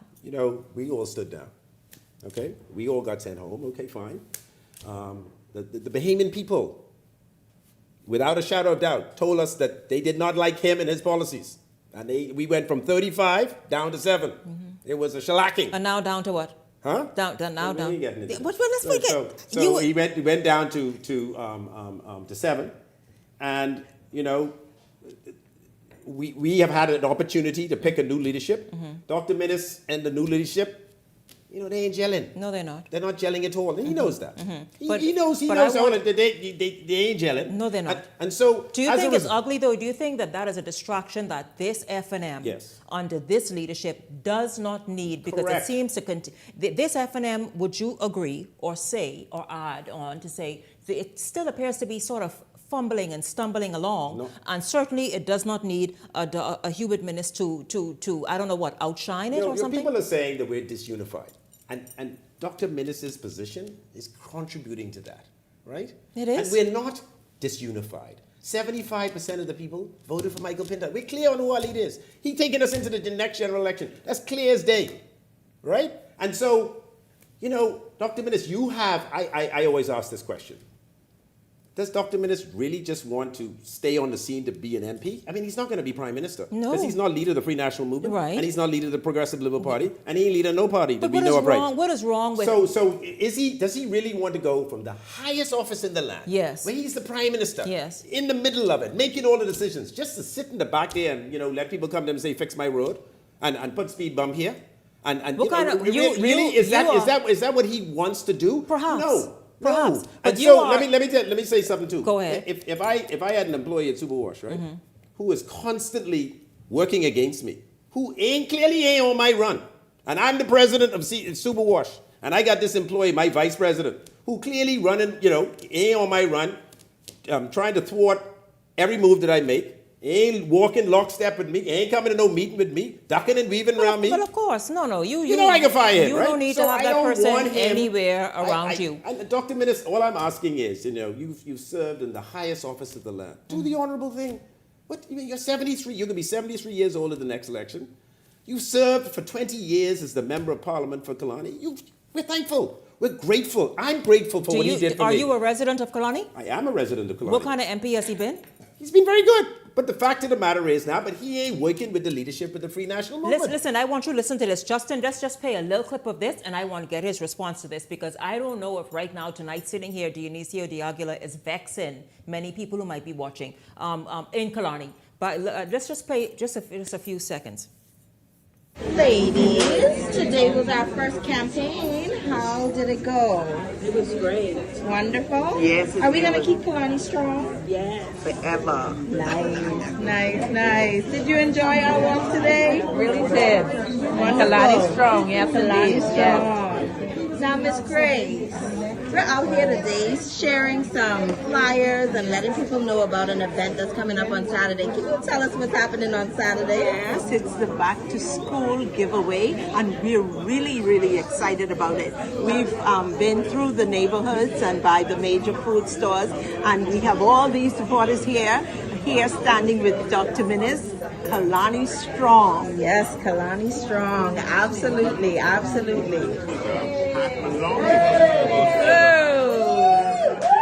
You saw a portion of that video, Kalani Strong. By the way, will you be at the back to school event on Saturday? No, I don't have no children at back to school age. And I ain't Just going stop back by. to Just school. stop by. I might go and see my former boss. Say hello. See what is what. Will you be on the ground campaigning this election season? Yes, I will. I will be supporting the Free National Movement. With this yellow band on your hand? Huh? Oh no, this I got this somewhere else. This ain't nothing to do with that. This is but you know, yes, I will be supporting the Free National Movement, and I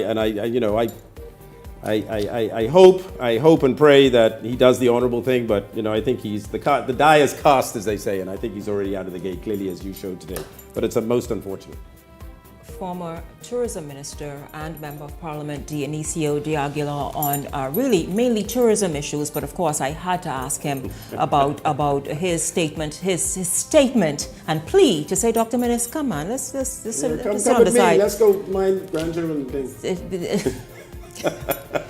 Beyond the Headlines is back right after this. I'll ask the Hot Topics panel about this when we come back right after this.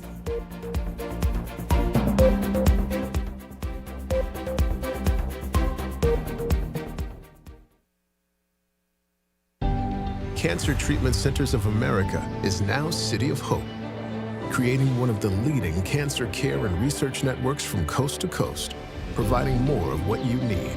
More locations means more care closer to home. More specialists means more expertise. More research means more breakthroughs. More advancements means more treatment options. And more options means more hope. Call now to get more of the care you need. Comfort Suites Paradise Island is the best-kept secret in the Bahamas. Located directly next door to the Atlantis Resort, you'll receive all the privileges of an Atlantis guest with all the benefits of a Comfort Suite stay. Enjoy everything Atlantis has to offer, including Aquaventure Water Park, plus all the amenities of Comfort Suites. Free Wi-Fi, free breakfast daily, and kids stay, play, and eat free. Visit ComfortSuitesPI.com. Hey guys, the IL Cares Foundation invites you to our Back to School giveaway on August 23rd at the University of the Bahamas, Poinciana Drive entrance. Join us for a day of free school supplies, food, and fun as we help prepare students for a successful school year. We are also going to be on the Family Islands on August 23rd from 12 p.m. to 3 p.m. All are welcome, so come on down and support the community with IL Cares. At IL Cares, we care.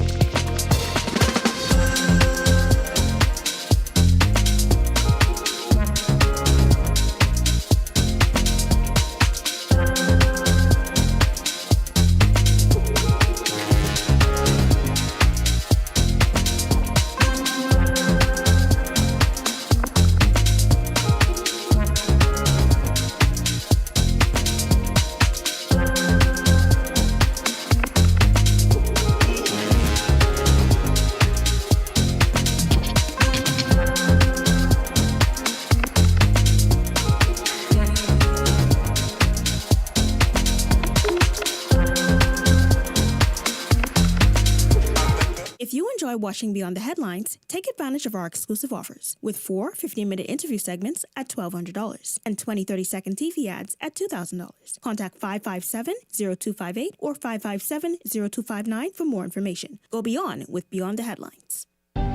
Cancer Treatment Centers of America is now City of Hope, creating one of the leading cancer care and research networks from coast to coast, providing more of what you need. More locations means more care closer to home. More specialists means more expertise. More research means more breakthroughs. More advancements means more treatment options. And more options means more hope. Call now to get more of the care you need. Comfort Suites Paradise Island is the best kept secret in the Bahamas. Located directly next door to the Atlantis Resort, you'll receive all the privileges of an Atlantis guest with all the benefits of a Comfort Suite stay. Enjoy everything Atlantis has to offer, including Aquaventure Water Park, plus all the amenities of Comfort Suites. Free Wi-Fi, free breakfast daily, and kids stay, play, and eat free. Visit ComfortSuitesPI.com. Hey guys, the IL Cares Foundation invites. This segment is brought to you by EV Motors Fleet Sales Division. For 2026 commercial vehicles, call 821-2403 today.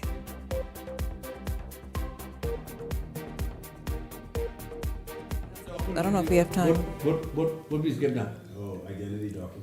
Welcome back to Beyond the Headlines. It's good to have you all back with us. Of course, you all know the discussion continues during the breaks, and so, but we're going to get right back on track. I'm going to jump in because I want to first ask the Hot Topics panelists about maybe just one or two things that former Tourism Minister Diagila had to say, and then we're going to go into something you saw this here blown up. I mean, in almost life size. That I showed at the top of tonight's show.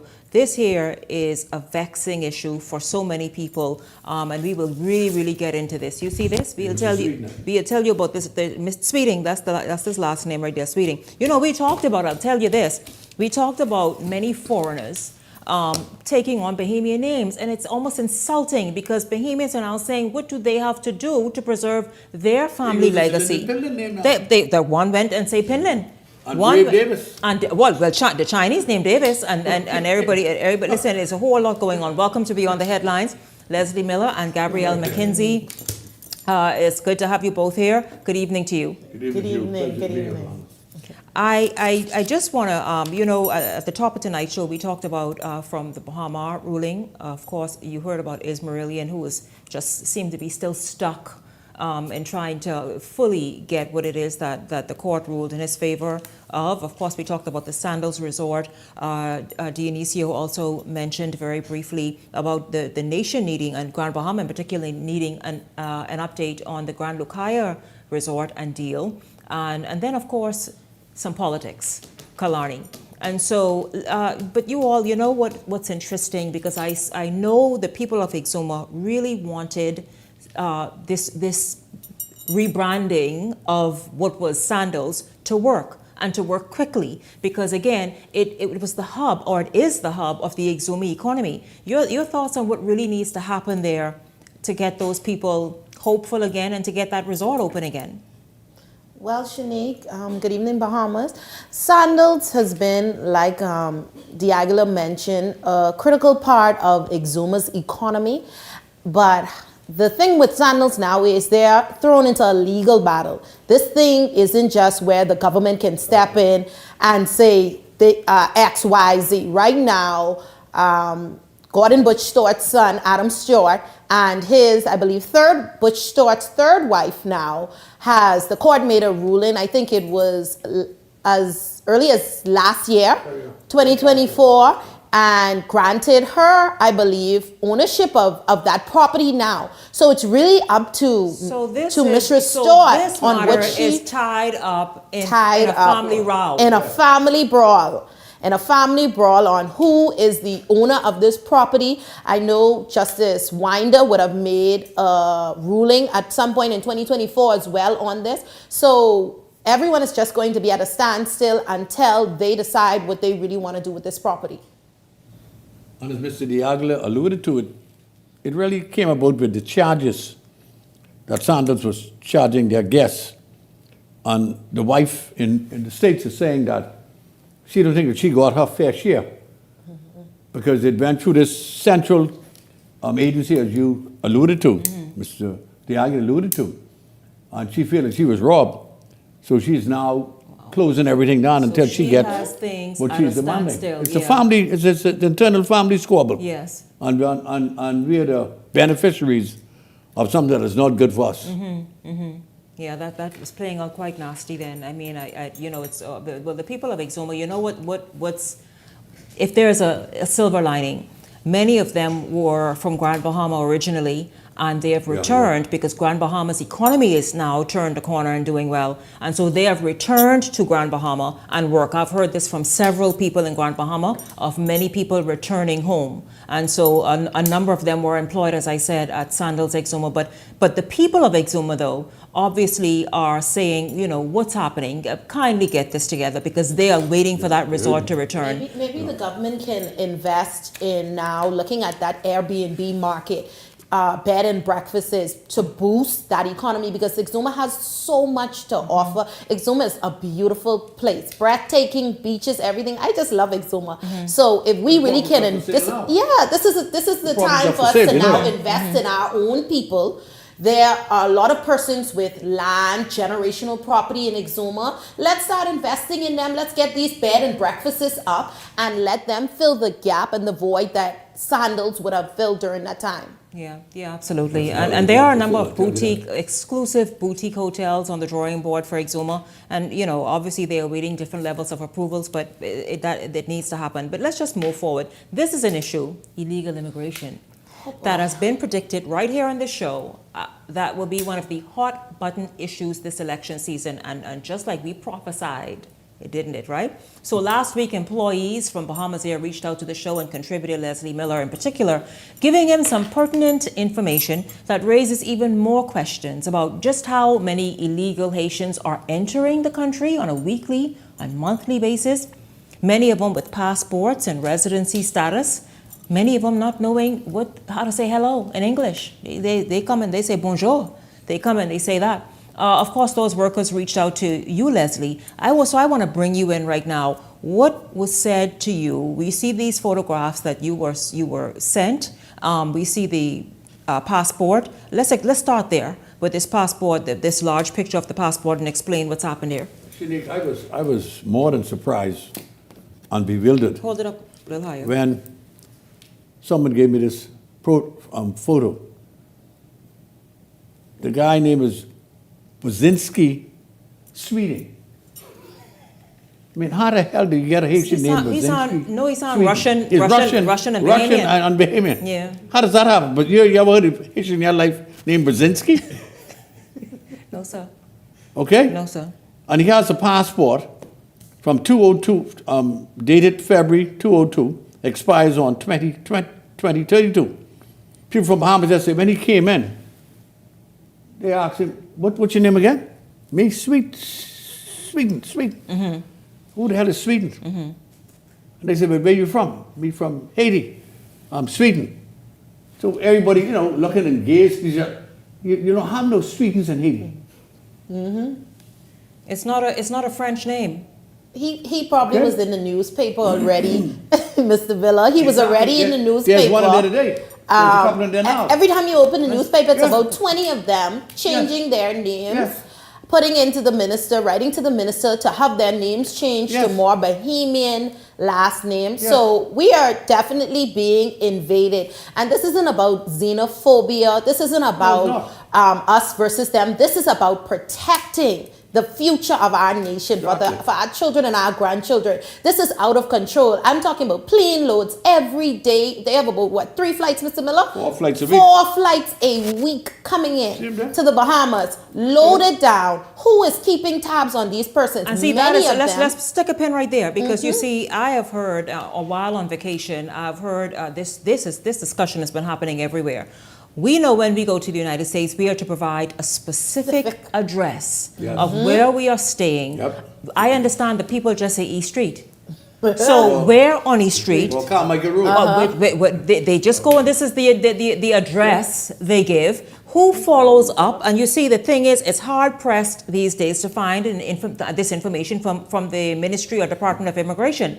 Who follows up with them? Who follows up to see where they live, how long they stay, and then the bigger question, Leslie and Gabrielle, how are they gaining passports coming or residency status coming out of Haiti?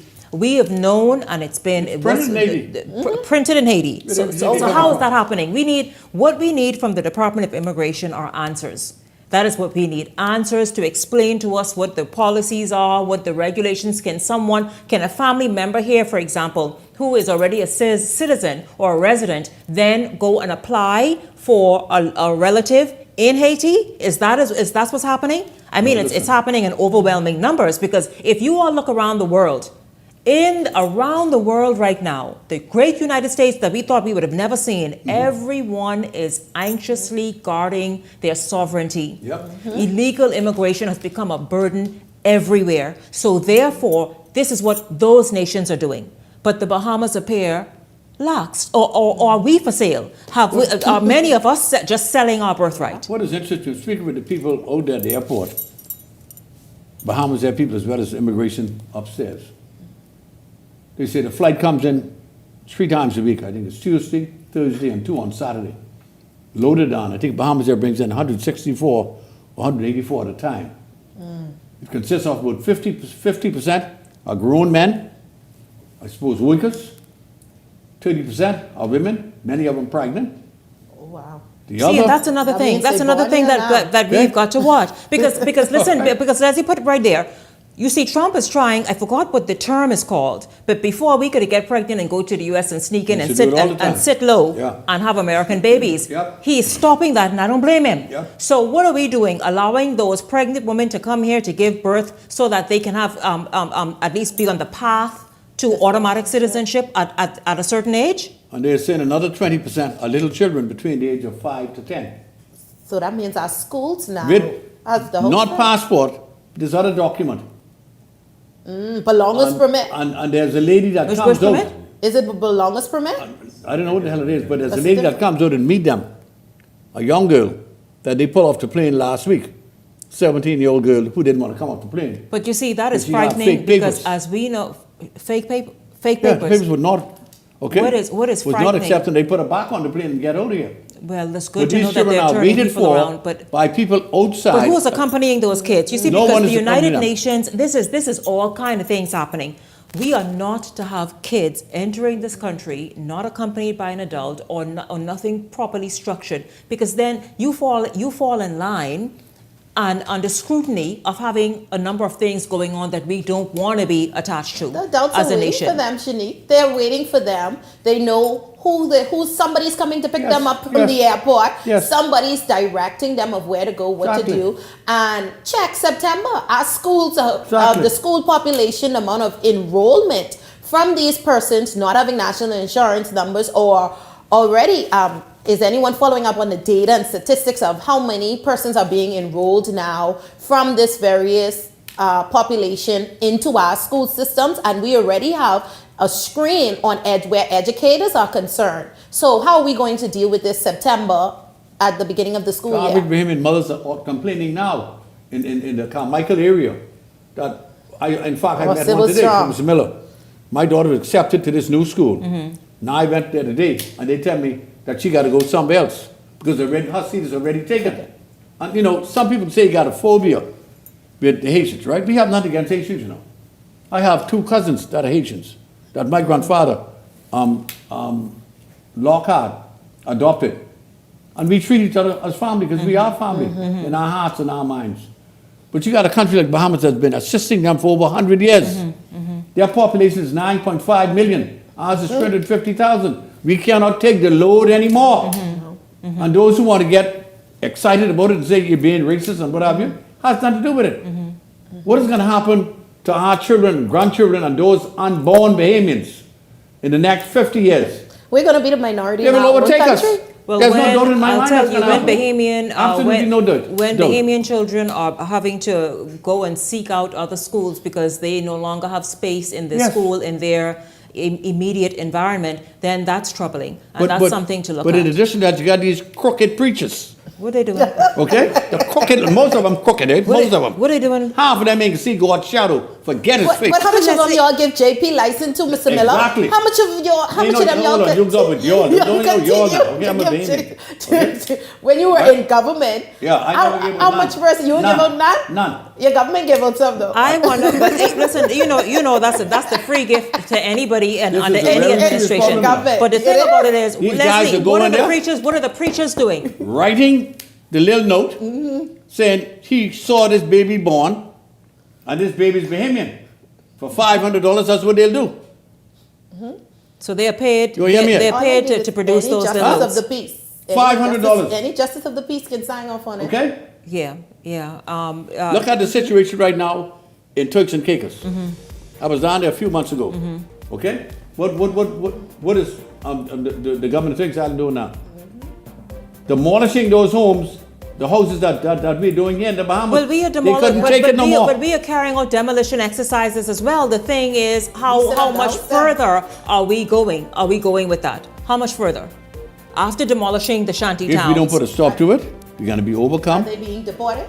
by an element in our country, and our children and great-great-grandchildren going to come to our graveyard and throw a rock on us, you know. Now they can blame us. Say, you were there, and you did nothing. You were there. You did nothing. Again, this is the issue. This is the issue. That's what they This is they throw other stuff on us too. But I say rock. You know, they let that on us. This is the issue right here, everyone. Something gotta happen. Yeah, absolutely. I agree. This is the issue, you all, that many people are very concerned about. And it's not, obviously it's become a hot button issue because the election season, but it's not a new one for Bahamians. It's just something that is just more pronounced as nations around the world begin to close in on, not just even in this hemisphere. Look at Europe and see what's going on. President Trump made it clear. Yes, he did. When he was elected. He said by September, I want 250,000 Haitians out of America, and he can do that. Where's he starting? Indiana. You know the rats the dogs would need? Trump said, I got to get them out of there. Leslie, that was Remember? hearsay. I don't know if that was proven. It doesn't have to be proven in Trump's mind if it's true. Trump says it's true, they believe him. Where do you think most of them heading? He isn't afraid to do what it Tell takes. me where they coming. But tell me where they going. Right to the Bahamas. Okay. As a matter of fact, we've heard that they've reached out to our officials to accept a lot of them. Are we taking them? No, man. No. What are we? No, ma'am. What are we going to do? Because Prime Minister Davis, who went to some official meeting some time ago, stood on business. He was brave. And he said, we cannot take on this load and absorb any more. You did it before. with the criminals of the United States, Canada, and London through to their country under the last government rule. Mr. Ingram was the prime minister at the time. What would it be He doing? sent them to Barbados. Barbados said, that's your passport, you ain't getting off that plane. They went to Jamaica. Jamaica said the same thing. They came here to Bahamas, and we accepted plane loads of them. But they have Bahamian passports now, Mr. Miller. So what are we supposed to do with them? See, now Because they're that's- coming in with the passport. So they come in with Bahamian So passports. they come in with, how do you deny I wish someone somebody with a legal document? I wish a committee in this country, you have some of the best lawyers in the world, right? Sit down and investigate.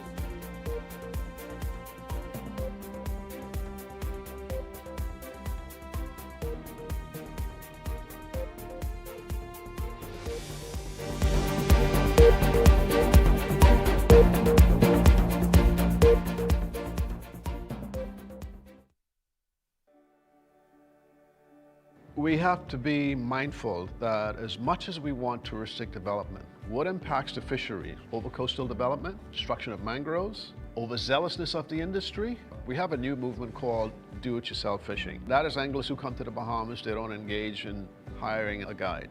Because of this approach, you are going to have people who are going to exhaust the resources. This is an industry that's preserved. It should be for Bahamian guides only. We have the DIYs coming in here and they're destroying our flats. We try not to overfish certain areas, so we'll fish a certain area and we'll back off for a while because we don't want the fish to feel too much pressure. It's not just using the buzzwords of the environment and the ecology. The tourists can be educated that the more you support local ownership, people are doing it obviously the right way, the more the economic circulation in the communities. I think the most critical thing is accountability, and that accountability by way of legislation, both the act and regulations to govern fly fishing in the Commonwealth of the Bahamas. I look at conservation efforts and the regulation that I've seen to protect the industry that's in the developed world. All of those jurisdictions have implemented strong regulation to protect their fisheries. We are way behind, but we do have a movement and a consciousness. We know where we need to be. Those are our resources, and we have to make an exerted effort to protect it because that's the only gift that we have been given. And if we don't protect that, then we lose everything. Building the lodge, I understood clearly the mission to continue what my father started. From this lodge, it has served as the headquarters. We finally got legislation passed in 2016, and it legitimized the guiding profession. We pushed to get the program established into BAMSI in the training of the next generation of guides, but it extends way beyond that. We need more Bahamians in the industry who are doing the research to provide the information to the industry, that is to fishermen and to everybody who benefits from the resources. We don't know the resources in this country. We grew up just hearing about sun, sand, and sea. It is going to be through education and awareness, whether it's within our schools, whether it's in our communities, to conserve the environment, that is going to sustain the fly fishing industry. Well, the future of fly fishing in the company, I think fly fishing is a very, very unique spot. I think it's going to get better because the guides are now being all certified. They're all getting proper knowledge of handling and how to run the whole system. If you're a youngster and you want to get into this, it's a job like any other job. You got to live it. You got to love it. Young entrepreneurs coming in, you want that kind of interest. You want that kind of drive and desire. You want to carry that. You want to become the product.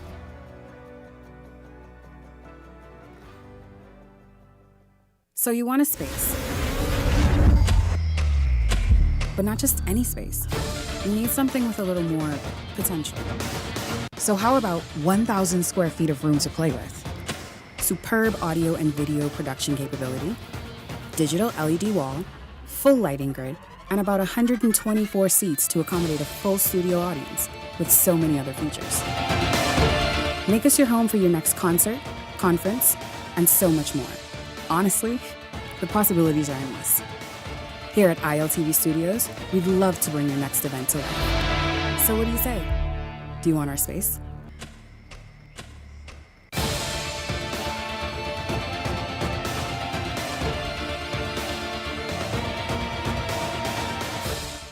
If you enjoy watching Beyond the Headlines, take advantage of our exclusive offers with 4 15-minute interview segments at $1,200 and 20 30-second TV ads at $2,000. Contact 557-0258 or 557-0259 for more information. Go beyond with Beyond the Headlines. This segment is brought to you by EV Motors Fleet Sales Division. For 2026 commercial vehicles, call 821-2403 today. They saw the future. They did well. They did. Welcome back to Beyond the Headlines. It's good to have you all tuned in. Let's just keep moving. Bahamas Union of Teachers President Belinda Wilson is renewing criticism against Trade Union Congress leader Obie Ferguson, who she says is crying over spilt milk in relation to a pre-election memorandum of understanding that remains a bone of contention for government and the TUC. Ferguson reportedly brought up the MOU in a recent meeting with his members, sounding off on his existing grievances. However, Wilson says Ferguson's issues are personal, while insisting, however, that the pre-election document signed by the then opposition Progressive Liberal Party should be honored by the now governing party. The Memorandum of Understanding and the articles therein, the Bahamas National Alliance Trade Union Congress and the Bahamas Union of Teachers, we agree with. Let me be clear on that. We agree with. What we disagreed with is the manner in which our leader signed off on a document that we had no information about it. Mr. Ferguson seems to have fallen out of grace with the Prime Minister, who is meeting with one-on-one to try cut his deals. So like I said before, whatever his expectations were, they were not met. However, we, as our Congress, every time we meet with the Prime Minister, with the Minister of Labor or whomever, we stress to them that we want the legislation done. We want, like the hotel union, to be a part of when they're putting together the heads of agreement. We want them to look at the entertainment sector. So the memorandum of understanding is a very good document, but it will not be effective unless and until the government keeps up their part of the bargain. Well, you all heard Wilson there a moment ago touting the Memorandum of Understanding and saying, listen, the document is excellent. It'll be very beneficial if enacted and when. But she also said this sort of standoff and what's happening in terms of the TUC, that it's really personal, that it's Obie Ferguson desiring, I guess, personal perks and seeking out whatever that is for his gain, that is at the very center of his standoff with government. Your thoughts about I don't know, playing this kind of game on the people's time, the people's coin, and with the people's emotions. One thing about Belinda Wilson, she don't pull no punches. She has always been a tell it like it is woman, and I think that's why she's been, 7-time elected? Mm-hmm. She stands up for what's right and she represents the views and opinions of her members. I think what she is trying to say to us is, you gone there, you open your big mouth, talking about this thing, the next thing, the agreement was good. You didn't get what you wanted, whatever you was trying to grease yourself with, rub yourself down to the side, whatever they promised you. And now, like they used to say, cry baby, sour line, watch your face and dirty lie. That's what you get now. Now you want to be cry baby and making it appear that the government didn't hold up their end of the bargain. When clearly Ms. Wilson is saying the agreement is good. It is just a personal agenda that is being pursued here. And that's unfortunate. It is unfortunate. Yeah, it looks like this is a two-edged sword. On the one hand, she's in agreement that it was a good agreement. On the other hand, you have a leader of the organization who is putting self-interest above the followers' interests and those who make up the union. We'll see how it ends. I understand that they wanted a new building on Wolf Road that was going to cost in excess of $1 million. I don't see how the Bahamian people get involved in providing any entity with some building out of the funds that we get from our treasury, which belongs to the Bahamian people. So that didn't work out too good, I understand. And see what happens. Political season, and these guys know exactly how to time things to raise hell at the right time. So we should see what happens. I appreciate Miss Belinda, her views. She's very strong in her views on things. But she's a very good unionist. She's been elected 7 times in a row. So the people love her, and they love what she stands for. So I think it's probably time for the leader of the organization to stand down.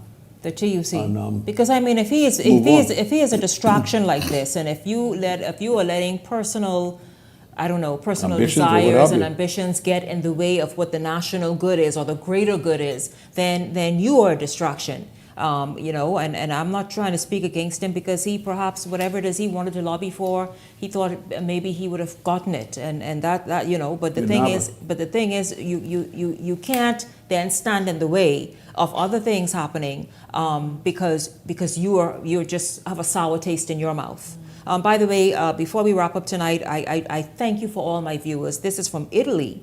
A Bahamian, that's right, in Italy, watching right now. Shanique, this immigration Haitian issue is so vexing. As a Bahamian female, I had to go through the ropes and spend money to get my child Bahamian status because her father is a foreigner. There is no justice for Bahamian women. When will the government look out for Bahamians? So the show is great as always. Thank you so much. Thank you very much for watching that comment that I just read from Italy. Thank you so much. Justin, let me know if we have this. And so, I mean, of course, I'm grateful to the viewers. We know the views are basically all over, and we are grateful for you tuning in and chiming in as well. Continue to do so, especially in this season. Javier say, certainly, of course, I make every attempt to acknowledge them and read them and share them with everyone. And so we will continue doing that. Meantime, Energy Minister JoBeth Colby Davis is shedding light on the Bahamas Power and Light Company's ongoing issues. We see, of course, she suggests that the power provider role is in a chokehold. This comes despite the Davis administration's efforts to overhaul the country's energy sector through reform plans with hopes of providing a reliable energy system to Bahamians who have been expressing concern about an inefficient system officially attributed to outdated and worn-out equipment attached to the power company now for many years. Take a listen. Another thing that I was very transparent about was the debt that BPL is in, that $500+ million.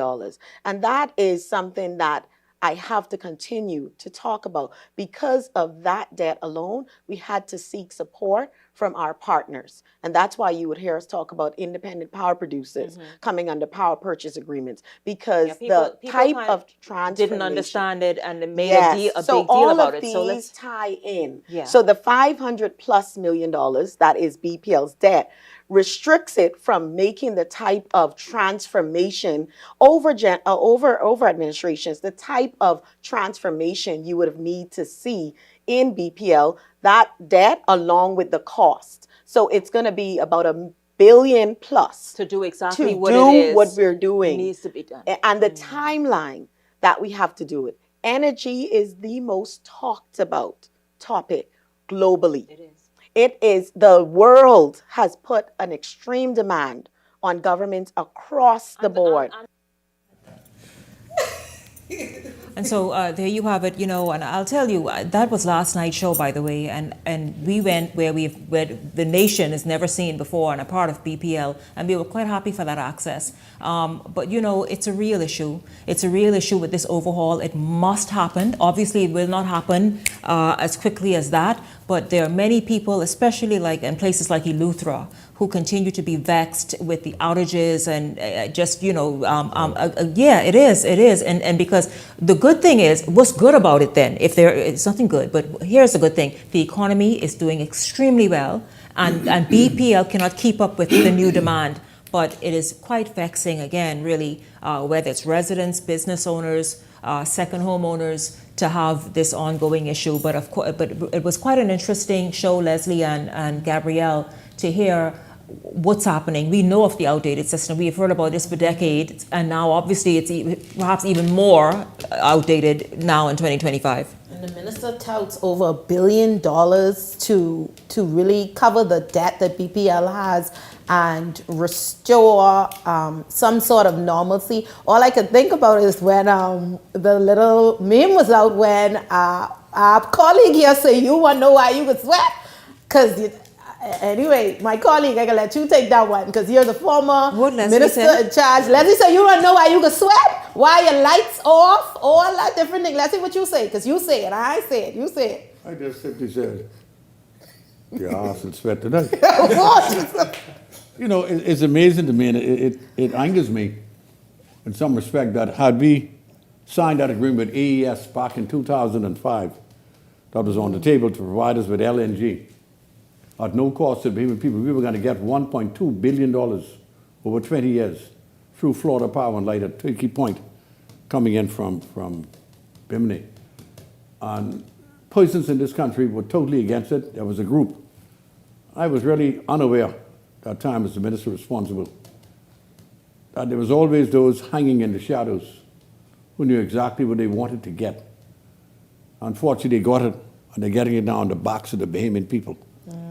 Okay, where we were going to get the 1.2 billion, we got nothing.